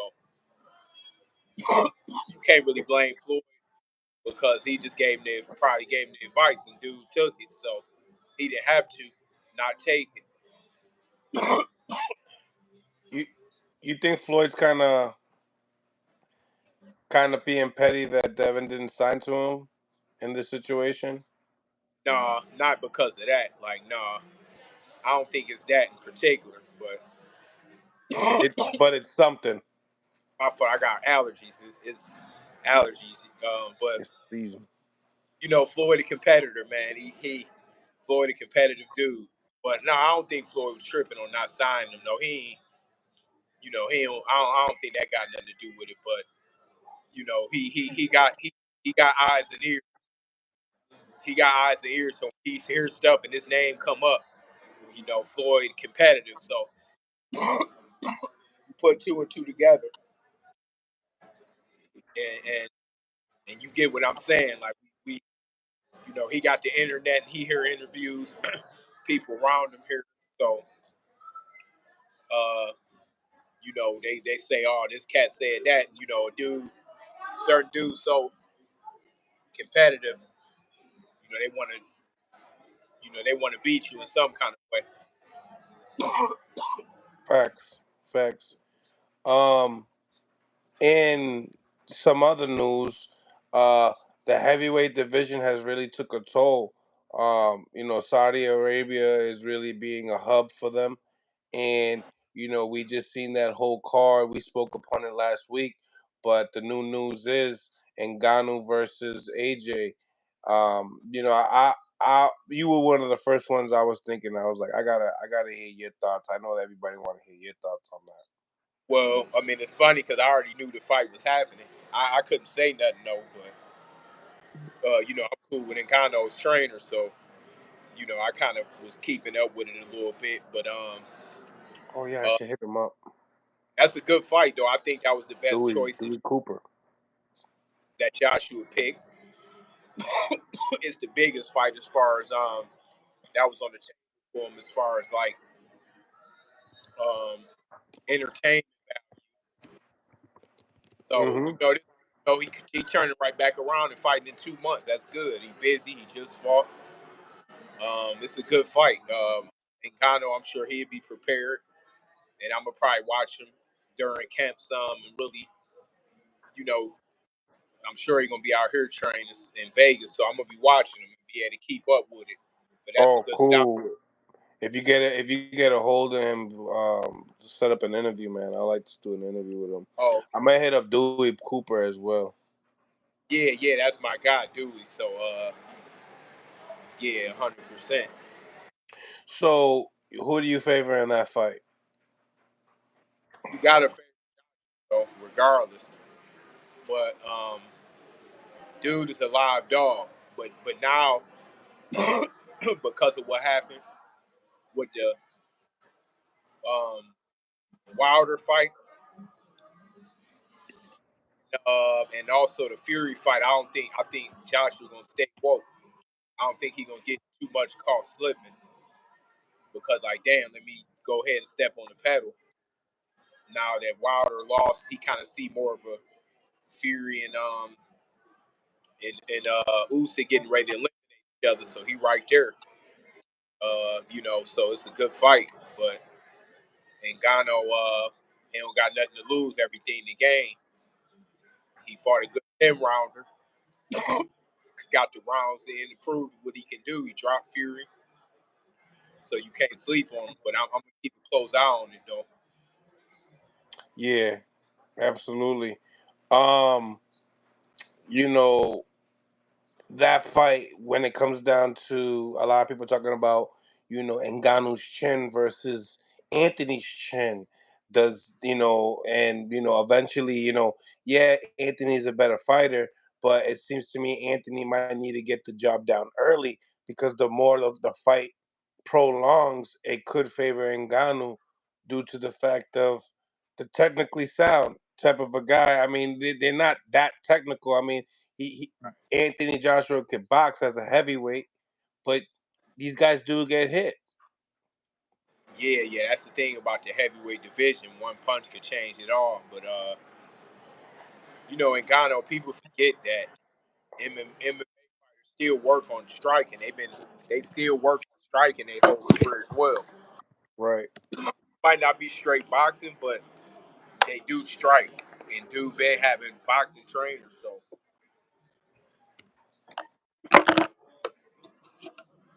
You So know that what could make that it. means, Mickey with the gallon. So you know what that means. Oh no, I'm just yeah. I had it.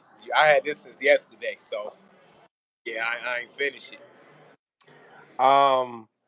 Then they speaking upon, Zilly Zhang versus Wilder. That's putting Wilder right in the fire right away.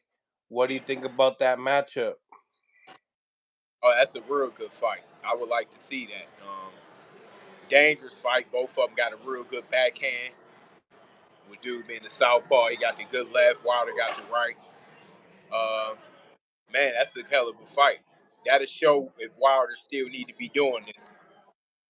Dude, Mm, that dude real big, like huge cat. But if he knock him out, you know, that'll put him right on the map. facts. Definitely will put them back in the map for sure. Um, who do you favor? Man, I think it's 50-50 as of now. If Really? it was a couple months ago, I would have said Wilder, but like I say, he got to prove everybody otherwise. And right now, like, dude got some skills, he crafty, and he can run you into shots. And the guys like that is taking advantage of their opportunities. So, I mean, we seen him beat Joe Joyce. So he prepared. That's a 50-50 fight. And, we just have to see what Wilder, what type of Wilder comes back. True. True. Um, February 8th, Jermaine Ortiz Teofimo Lopez, Thursday night, Super Bowl weekend. What you think about the fight? Who do you favor? It's a good fight. I like the fight. I got Teofimo winning, but the Is it a question, competitive fight? yeah, well, the question is what fashion will he win in? It'd be real impressive if he stopped Ortiz, but Ortiz is scrappy. If you have an off night, he could upset Teofimo. Like he could outpoint him and catch him with some, throw him off. T.O. is up and down. Malicious shit. Yeah. Real good fighter, T.O., but you don't know which T.O. you gonna get. Sometime he on, sometime he off. This, with a guy like Ortiz, you can't really be off with him because the way he fight. That's the kind of fight that you want to be on point. So it's a good fight, man. It's a credible fight. I give Teofimo the edge, but he got to be on his A game. Potential fight of the year candidate? No, I don't think so. Not that type of a fight. No, I don't think so. I think it's gonna be a real good fight, but not. It's too many good fights that's gonna happen this year. I don't think it's gonna measure up to that. So you're giving Jermaine Ortiz more of a 40% chance. No, not 40, but I'd say 25. Wow, that's a big spread. That's a Yeah, big spread. because it's all to me on Tio.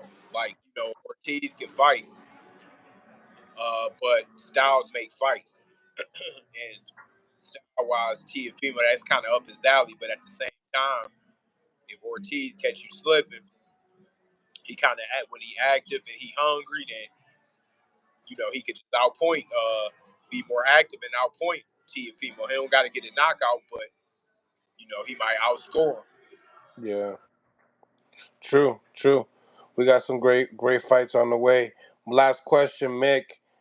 What is the fight that you want to see 2024? I got a few of them. Well, you Top talking about three, top other, three Mickey Bay picks of you said 2024. other than what's already made? Like what fight do I want to see get put together? Yeah, that we have to see 2024. That's realistic. Tank versus Shakur. That's realistic. Uh, Devin Haney versus Teofimo, and Benavidez versus Canelo. I like it. No, them would be my top three off the top of my head. It's some other good ones, but those would be my top three. Nah, I like those. I like those. Well, Mickey, let everybody know where they could find you on your social media. Mickey Bay Eternal on Instagram. And just type my name in on. I got a Facebook fan page and I got a Twitter. I think it's Eternal Bay. You type Okay. my name, Mickey Bay, you'll find me. Word. And I just texted on the chat. Fight God TV is on his YouTube channel. Make sure you check out. Go over there and subscribe. Yeah, you might as well subscribe now. This month I'm gonna get it going. So That's right, Mickey. Well, where you at? Like at the mall, coach? no, I'm. It's a casino down the street from my from where I stay at. Yeah, it's Uh, like a. Mickey, It you ain't don't on the. play. You don't play no games, huh? You don't play no games. Yeah, not on the strip, but I stay out the way. So yeah, it's a casino like right down the street from me. Nice. That's lovely. That's lovely. Well, Mick, to the next one, man. We'll be chopping it up real soon. Obviously, we got Callum Smith and Arthur Betterbeef this weekend, and some other fights. We'll be Better be. getting to. I got better be by knockout. Better be by knockout. What round? That's kind of hard to call. I gotta look. I gotta look at dude a little more. But that's my pick though. Better be by knockout. And I Mm, love ball this year. like to see it. I think Eddie Hearn said, "Mark my words, Callum Smith will knock out Arthur Betterbeef." Nah, I think he'll get stopped. Stop. Nah, but that's the way to beat him. Like, if he gonna win, he better get him out of there.